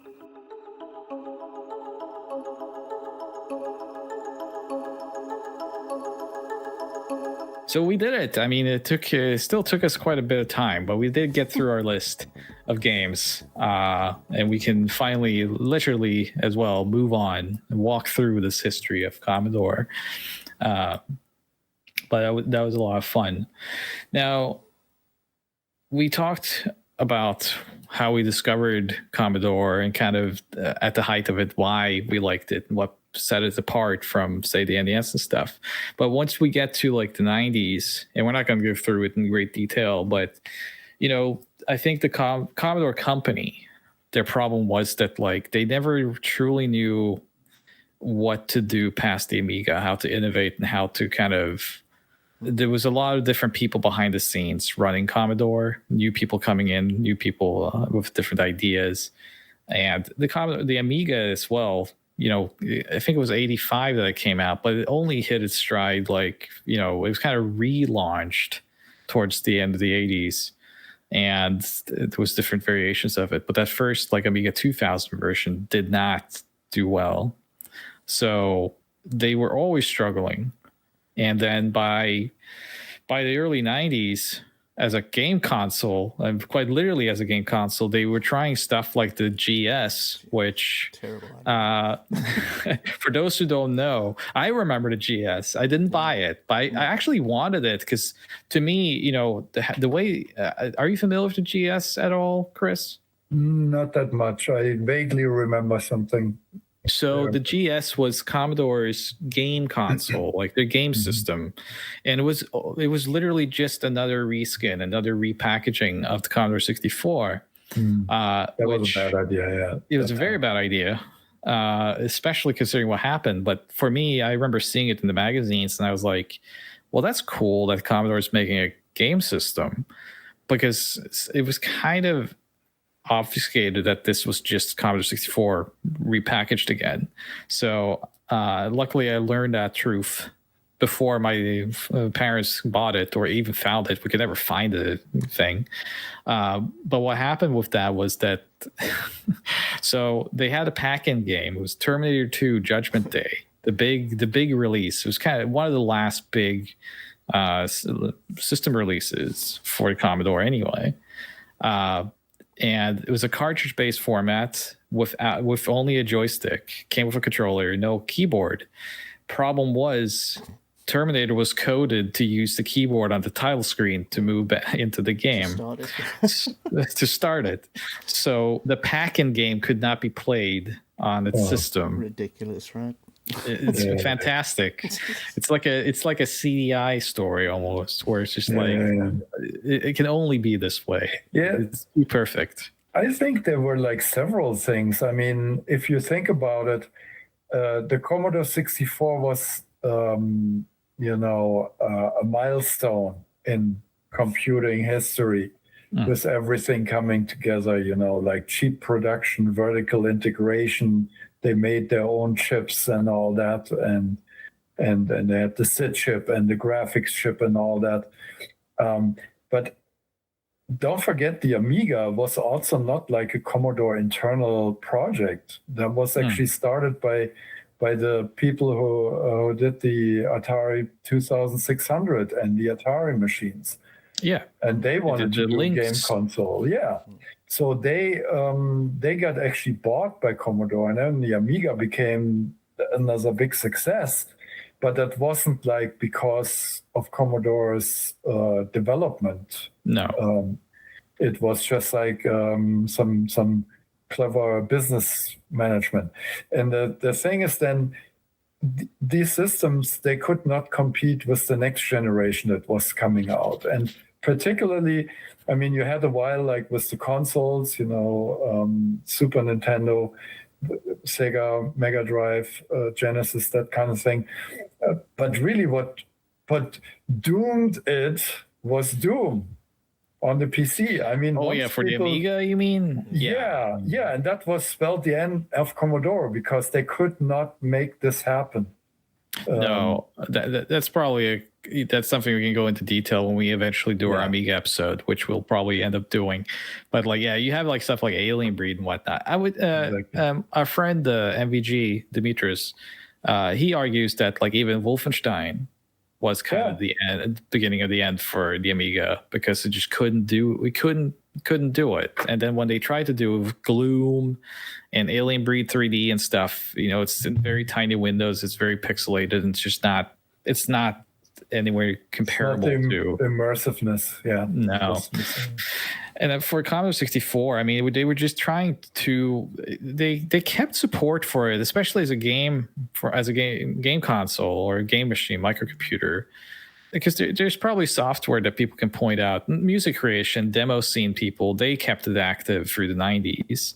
Yep. It still had merit as a tool, as a machine. But as a game, as official thing, a game console, so to speak, I remember going to the store. I know I talked to BastichB about this before. I remember going to the store, and here in Europe, some stores would stock Amiga and Commodore games, Commodore 64 that being. And, that really withered away when the Super Nintendo and Mega Drive came out. I never saw it anymore. But I remember that I went to the store to get Alien 3 for Super Nintendo because that had just come out and I was very interested in it.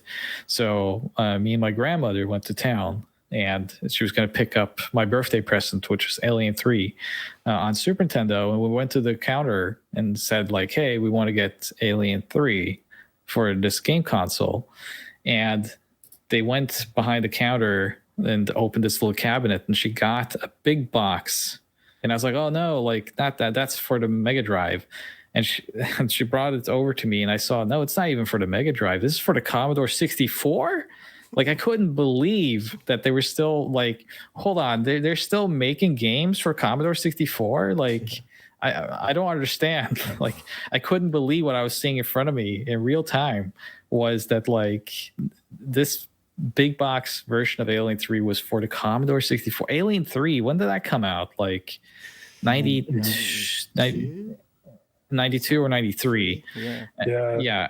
And by that point, like in terms of stocking games and like releasing games for the Commodore 64, it had been so long since I had seen it. I couldn't like, but they were still making it, still stocking it some places. Yeah. And I just like, but it was too long in the tooth because even though the NES had some of its best games like 92, 93, like the Commodore 64 by then, the passion for doing it, the viability as a platform was not there. So the games you were getting, even though Alien 3 is actually quite good on Commodore 64. Yeah. But for the most part, when you look at games that kind of released around that time, it's diminishing returns. Yeah. And I just remember that like I kept my Commodore 64 hooked up to my little TV in my room for most of the 90s. And played my old favorites. But I never, it kind of faded away over time as I grew older, and it was always part of my life. And nowadays I play more than even the NES. But there was a period of time there where it felt more ancient than it probably was in the 90s. And I think that was just kind of like how it, with Commodore just going away, the company going away too, the Amiga crashing and burning, which I was really sad about. Sad chapter, yeah. I was more so than Super Nintendo and the Mega Drive. The Amiga was kind of my platform. I was always so excited, and I, go into that on the Amiga episode probably, but like the death of Commodore is such a hard chapter. There was so many good engineers and good ideas and just history to that place, and it dies in the whimper. Like it just dies with no fanfare, and people didn't realize what we had lost. IBM comes and takes over, and things become very different. But Commodore was a special thing. Yep. Yeah. But now it's back. And now it's back. So, but yeah, fans. Yeah. Chris, I'm curious though, like since you had already moved on to the Amiga, you said like by the time you did R-Type, but like, do you kind of remember, how do you remember that time? Since you were working on Amiga, you had worked so much on the Commodore 64.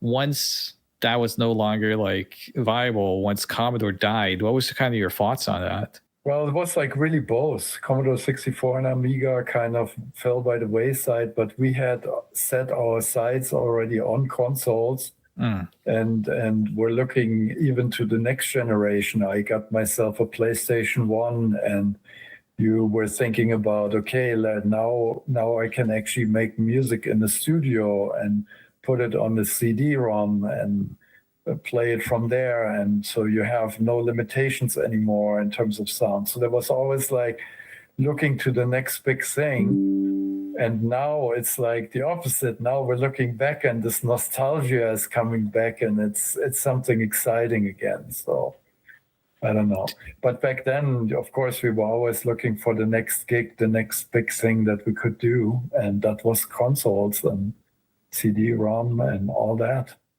Had you moved on to consoles, Bastich, by the time Commodore died? Yeah, I got a Mega Drive, I think, in 92. So I still had the Commodore hooked up, but it was getting less and less played simply because I couldn't find the games anymore at stores. So they'd all like dried up. And, I didn't even see it happening, because I don't know, I guess we were kids. We just didn't pay attention to that kind of thing. But, the software was just disappearing. It wasn't appearing on the shelves anymore. I even what I did, I contacted the cracking service hotline. I don't know if you remember those guys.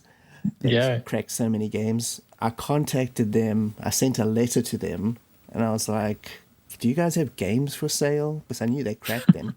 Because I found their address in one of the games that I had cracked. I think it was Space Rogue, the intro for it. It has a literal address for them. I think it was the Netherlands. And I sent them a letter and I said, do you have games to sell? And they sent me one back, like probably a month later. And then a whole list of Commodore 64 games. I was like, what?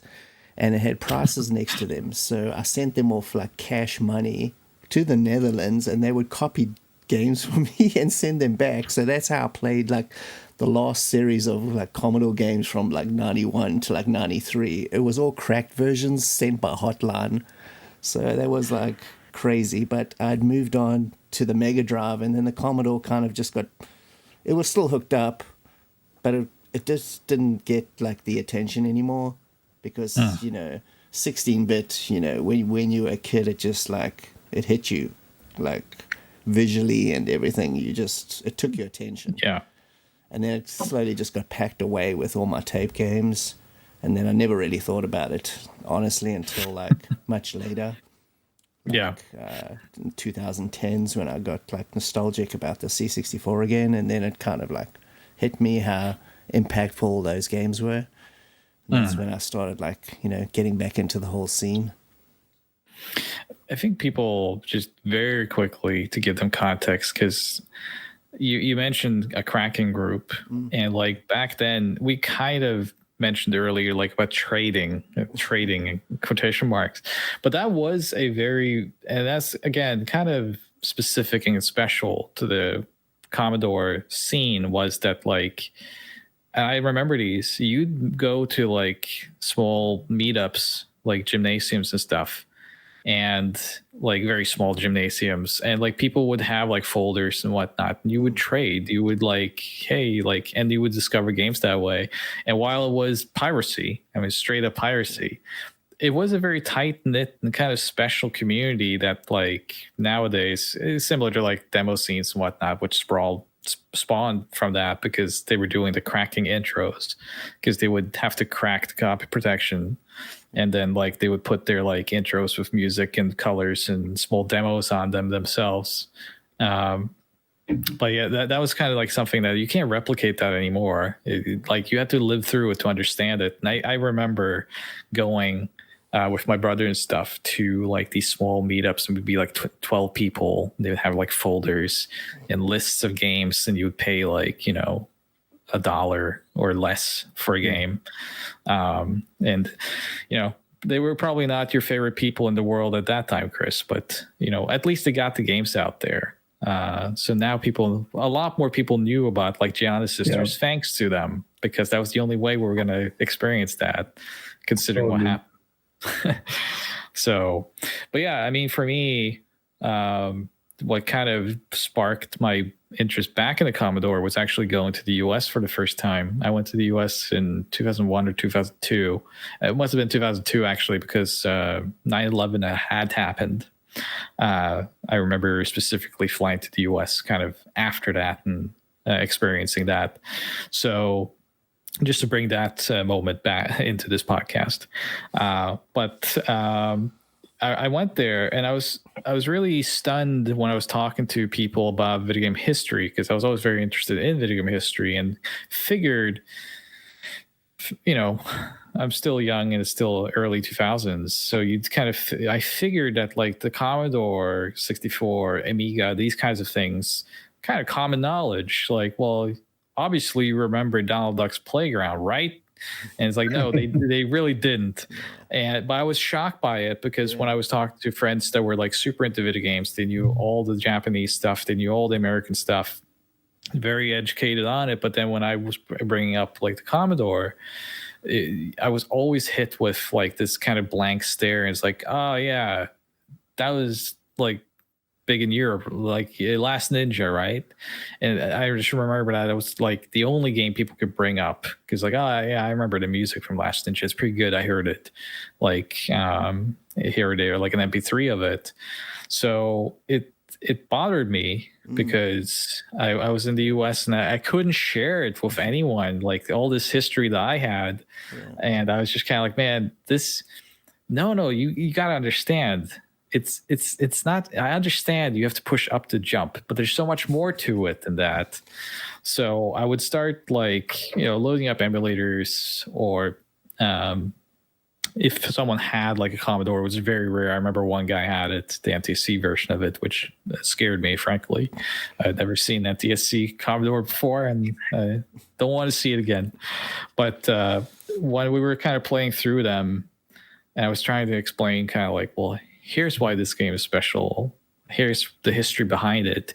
And I just saw that people were like, oh, okay, like there's much more to this than I thought. I figured it was only like Raid on Bungley Bay and like these games, like very Choplifter. Choplifter came up all the time.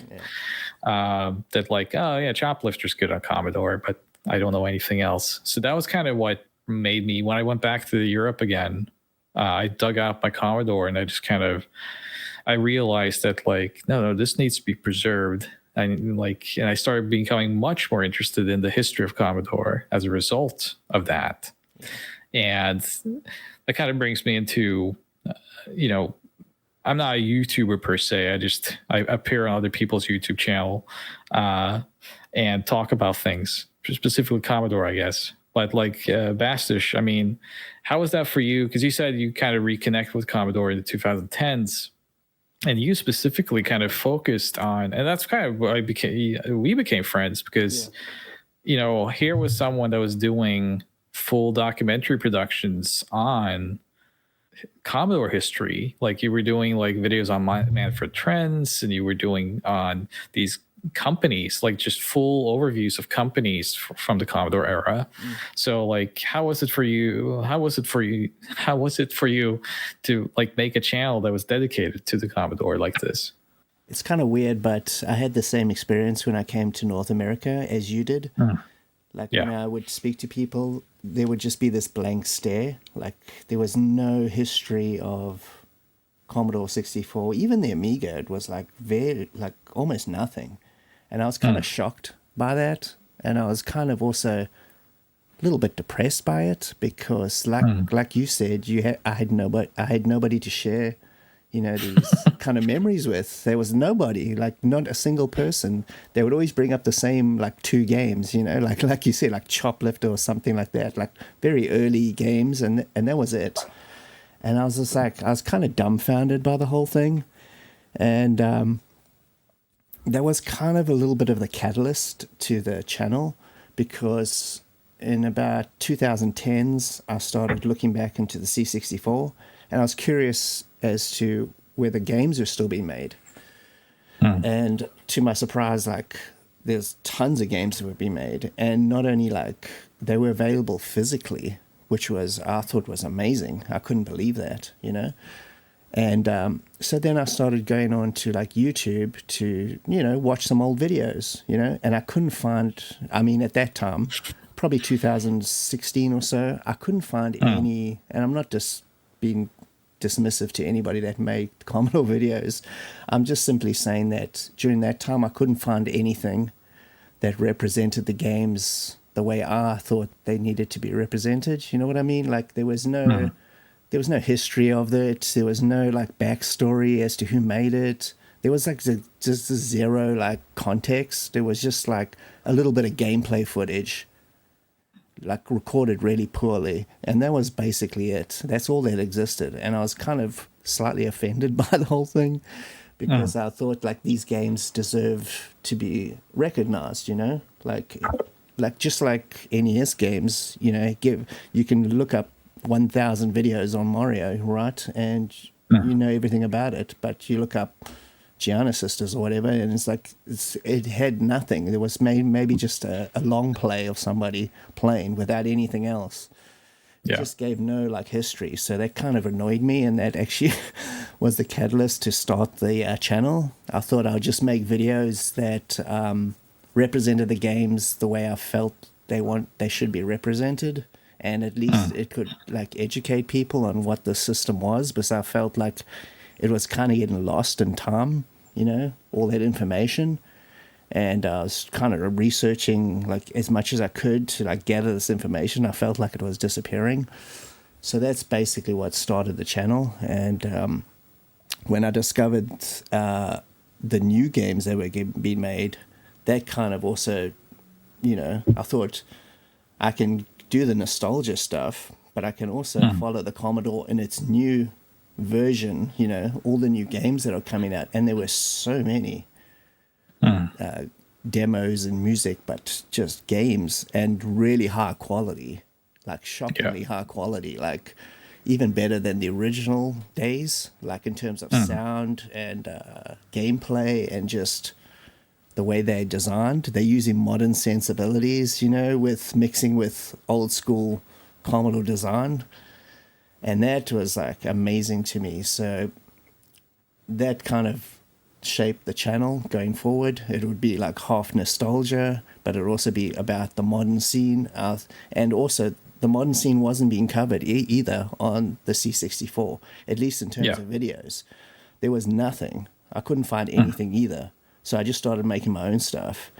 And now there's like, there's lots of others out there, but that's where it all came from. And it's just, it's so cool jumping back and finding out that the thing you loved is still continued. And not only is it continued, but it's actually been thriving in this kind of background that you wouldn't really know. You'd really have to look carefully to find it, but it's there and it was still existing. And the scene is probably bigger than it had ever been now in terms of just games and everything. So that's even more crazy to me. Chris, obviously you had moved on for a long time ago, but when did you discover that the Commodore still was active and there was new games being developed? Did you know about it throughout the 2000s, or is it something that you discovered? Yeah. No, it popped up every now and then again, and the emulators were getting much better.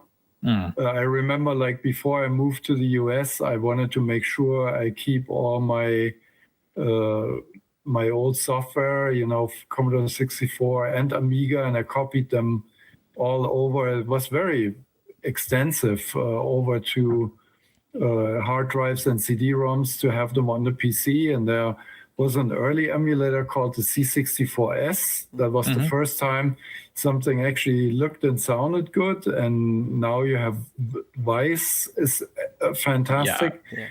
And then now obviously the new machine, but I mean, I'm glad that I kept all that data, and over the years, it was always interesting to see new demos pop up. And with the internet and YouTube and all that stuff, you really saw it happening in the last 10, 15 years with a resurgence.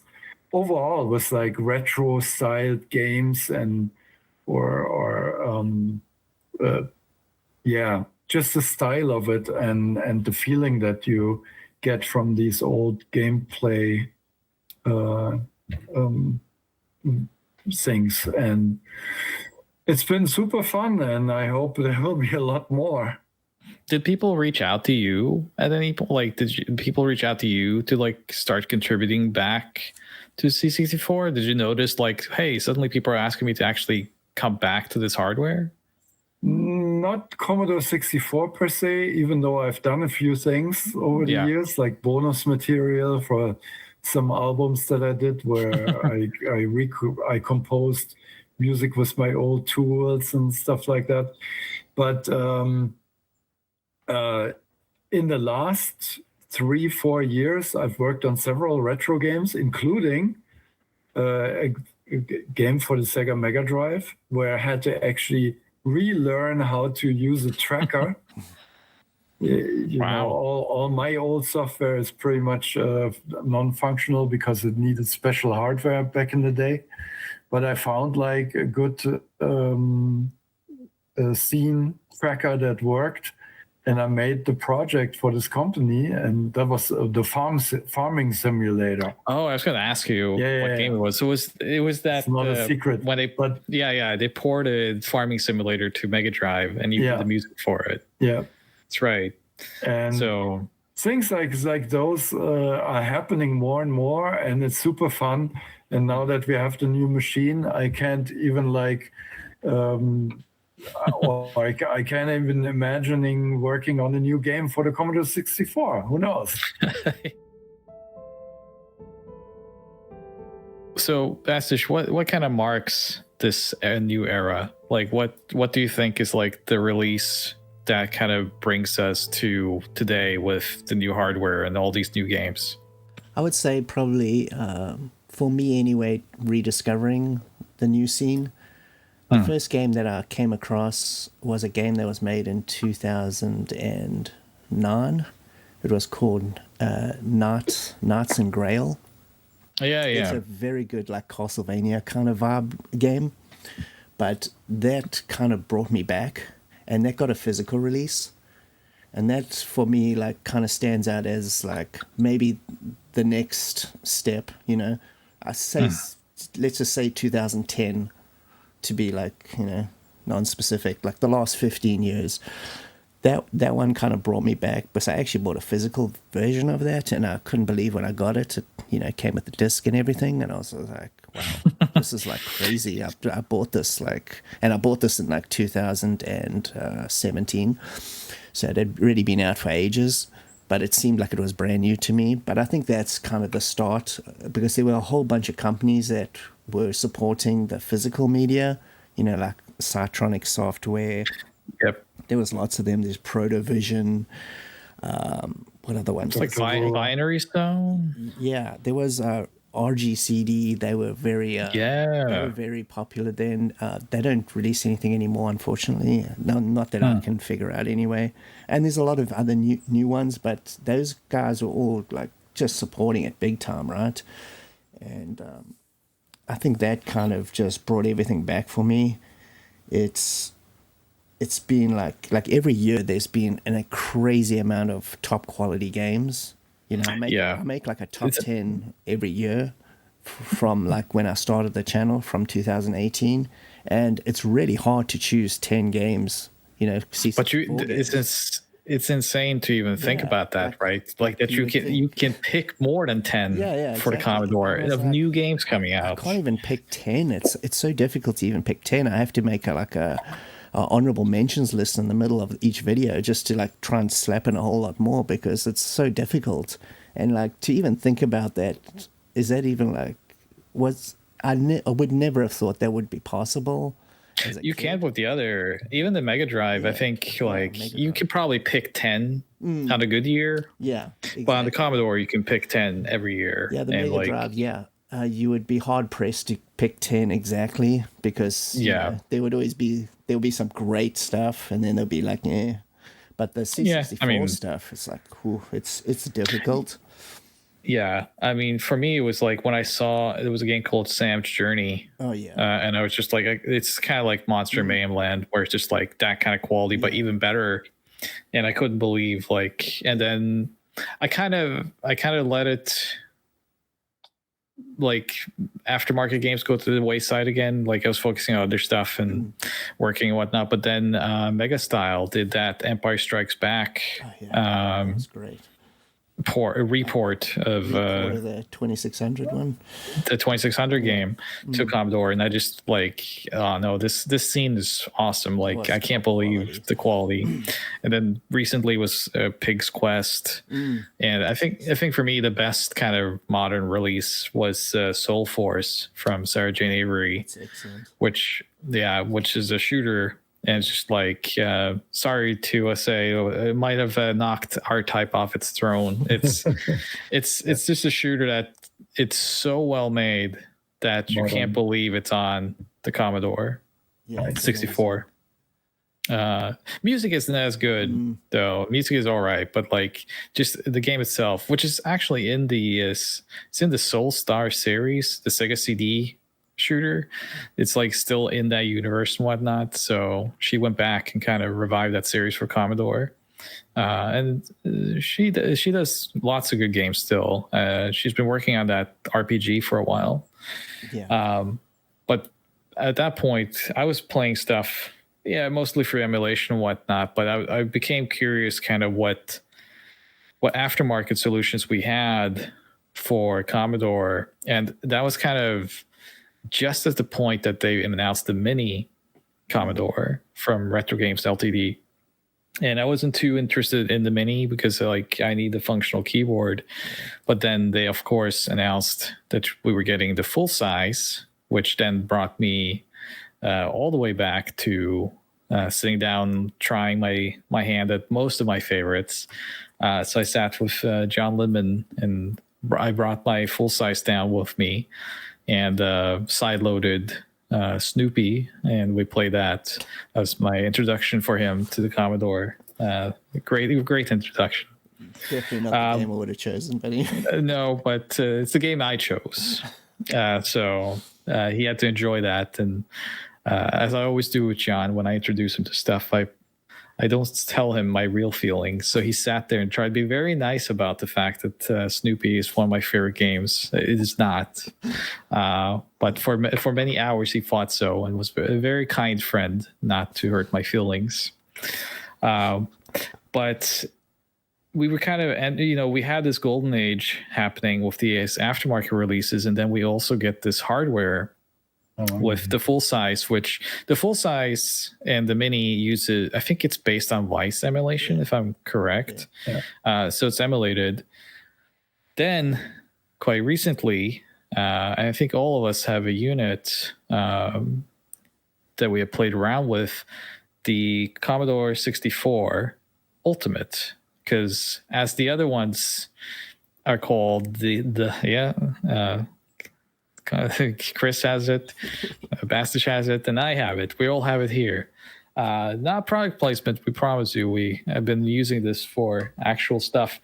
But I think collectively we'll have very similar feelings on it. But you look at the full size and such, and it's emulated quite well, but there are caveats to it. And one of the things that kind of happened in the fallout of Commodore going under was that the trademark for it has been a mess for years. This goes for both the Commodore 64, the Amiga. The idea of bringing it back in some way has been very difficult because of various Southern European countries and their stranglehold on the copyright and just all this kind of stuff that isn't very interesting to go into detail about. But basically different entities kind of picked up the public domain of Commodore as it ended and was dormant. And so there was all this split activity. And there's been different things. There's been like a Commodore cell phone that was many, like, I don't know if you remember Bastich, but it was like someone announced that back in the like 2010s. There was, of course, there's like Quanto and these kind of services, and there's all the different developments. But then quite recently, they managed to straighten out and kind of consolidate the copyright back into one company and teamed up with a developer that was already working on FPGA solution, and that turned into, so it had been in development for many years, and the product that they came up with together then was the Commodore 64 Ultimate. So it actually is called Commodore 64 officially. It is the official. The company is back, yeah. The company is back. And we've all had it now for a few months. And to your point, Chris, yeah, the Commodore is back, because I've been playing around with this for a couple months now, and I've been very impressed just with like. So I have the beige one. You ordered the Starlight plastic one. Which one do you have, Bastich? Starlight. Yeah, so you both have that. I got the beige one because I just can't do anything else but the bread bin. This is how it's supposed to look. Don't tamper with it. But the build quality is quite excellent. It's a strange thing to say, but the weight of it is very important to me. If I lift it up, it should feel weighty, and this one did. And it doesn't have, so I know some reports had it with some keyboard warping on the Starlight, but this one doesn't have that. Mine didn't have that either. Yeah, no, mine seems fine. Yeah, so probably some units. But let's go into it then. So the Commodore 64 Ultimate, it is a brand new FPGA solution for FPGA being, for people who have paid attention to like analog and stuff, this is the same thing. I think it's more of a hybrid solution because it's a lot more hardware based than I think what the analog products are. A lot of people are curious about the SID emulation. The SID emulation itself we'll go into, but you can also open up this bad boy and put an actual SID chip in. So there's a bit of a hybrid solution here where you can even put some legacy hardware in. So Chris, I'm kind of curious about your impressions so far, because I mean, obviously for you to go back, having been there from the beginning and actually influenced some of the history of Commodore 64, right. How was it? How did you kind of experience the product? It's really amazing. From the moment I opened it up, I was like 14 again or something, you know. They've done an excellent job, I have to say, and I'm not just saying that because they sent me one. Thank you to Commodore for that. But I really was shocked how well this all came together. And the thing is, when I moved to the US, I actually brought my Commodore 64 over from Germany, and I tried over several years to get it up and running, and it wouldn't work because the power frequency of the original, it needs that 50 hertz for a PAL machine, and then the monitors weren't up to it. To even if you had like a perfect converter or something that would do that, you couldn't get the image.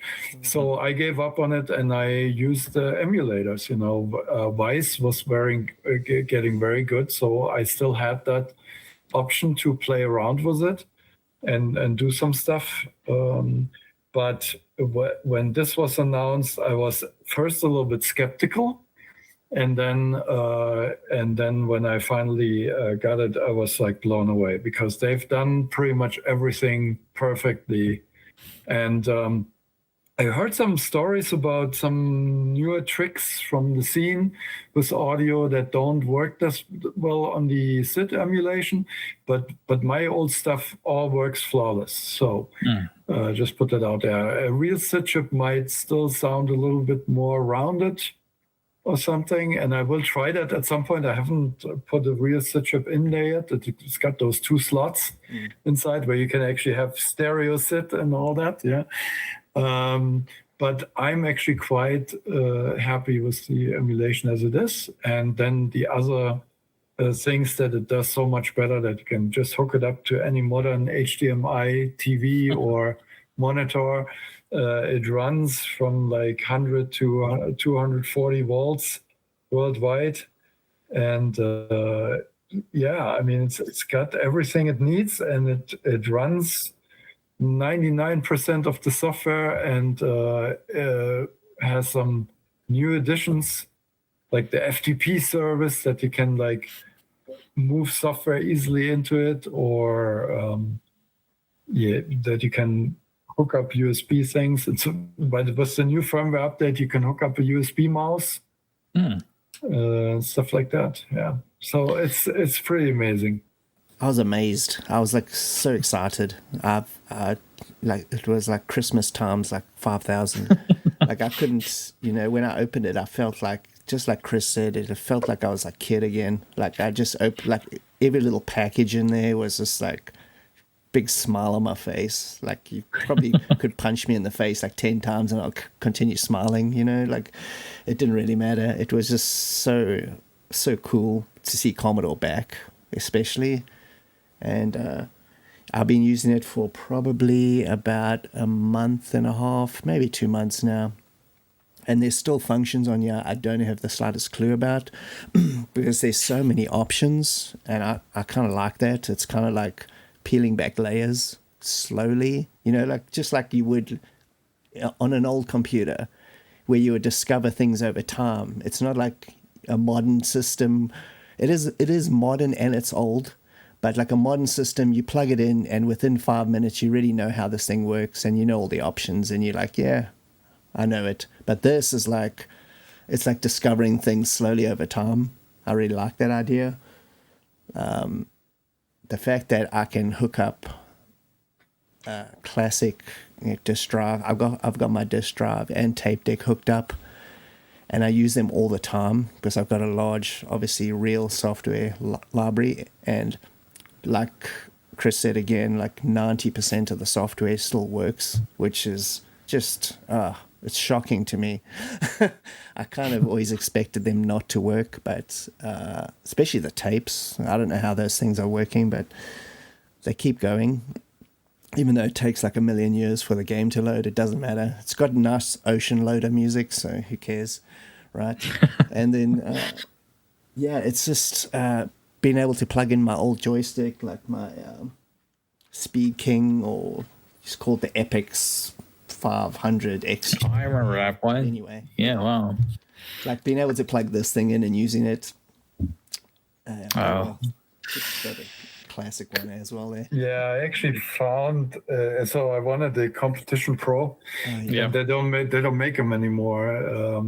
But I found this is like a nice. like a third party. It's called the Arcader joystick, and it's got some cool functions. So it's got the DB9 connector, and it's got like auto fire and other things that you can configure, and you can actually they give you tools and some accessories and stuff, so you can tailor it to how you want it. Nice. It's a pretty cool joystick. Yeah, and being able to like hook it up to CRT, that is like super important. I've got it hooked up to a CRT and a regular through HDMI as well, so I got both at the same time because I'm obviously recording stuff for like videos. And I've been using it lately just to record actual games for videos. Like I did a Impossible Mission 3 video, and I recorded everything off the Ultimate, and it just works absolutely flawlessly. And obviously being able to play it with that original like controller, it actually makes a heck of a difference. And playing the game on a CRT, even though I'm recording it, which is just a super cool idea. That also makes a difference because you can see the way the game's really supposed to look, as opposed to, when you look at it on a modern TV, it's more pixely. But seeing it on the CRT, you can see how smooth it is, and it's just really impressive. I think it's an awesome piece of technology.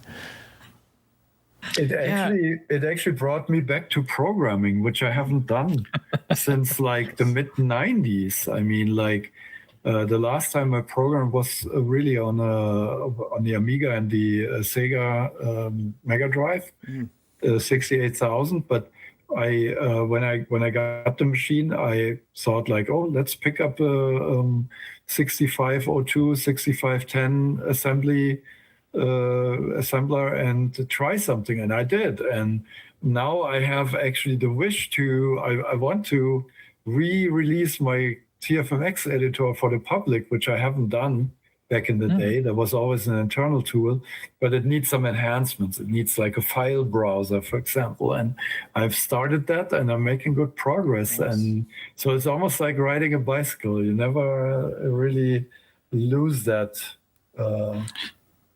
I mean, that's the greatest compliment they could probably get, right? Is like they got a legend back on the machine. And I composed a new music piece for my Patreon project, where I release new music piece every month. I actually made one for Commodore 64 with my TFX sound tool, and and made even a disc, the D64 image, and you can download it and play it on the new C64 or on an old one. Or so, Chris, you're showing us. Yeah, just like I have it actually loaded up on the C64 Ultimate here. That's your TFMX editor. That's the TFMX editor. The follow-up after the sound monitor was this, and this was an internal tool that was never released to the public. But I'm interested to rework that, make it a little bit more comfortable to use, and then put it out there as like for history and nostalgia reasons. It's cool that you were inspired enough to like go back and actually work on it again. Oh, so, yeah. All right, gentlemen.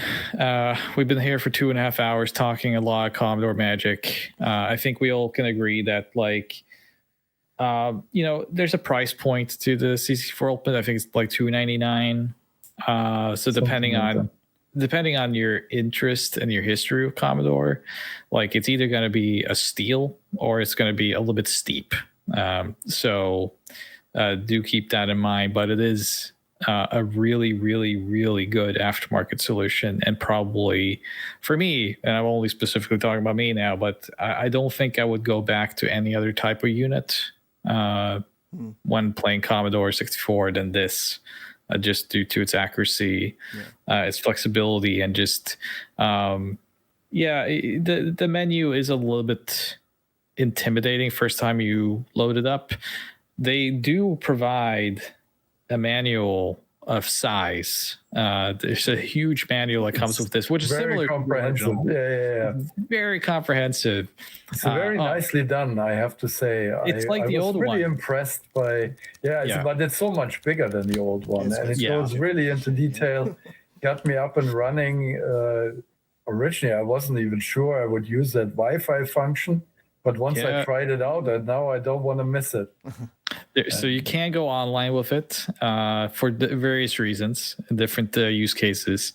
But that manual is actually really well done. You really got to give them credit for that, because it's laid out in a way that makes it very approachable for everyone, I think. And it's kind of in the spirit of Commodore 64. Even as a kid, when we were playing with it, you were faced with just that blank screen with the blinking little square that Chris was talking about at the beginning of the episode. But that was enough to open the world for us. And I think that, like, that type of manual and that kind of documentation, the way they've done it, is very kind of open-ended in spirit, like in the same spirit of how the Commodore itself is. There you go. Chris has it on screen for us. Ready? And we are ready. Gentlemen, it's been wonderful talking several hours of Commodore with you guys. I would love to have you back again to talk more Commodore for an Amiga episode or something. Yeah. But this has been really a good time, and I'm so happy to see where Commodore is at right now, and the fact that we can all get together and talk about it, not just as a past, but also a present, is really fantastic. So thank you so much to both of you. Chris, where can people find you today, and what are you up to? You just have to type my name in Google and you find a lot.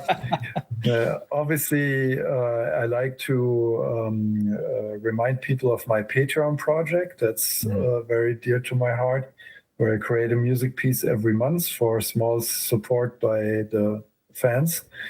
And the music is royalty free, so you can use them if you have a YouTube channel and you need some music, some Huelsbeck music, there it is.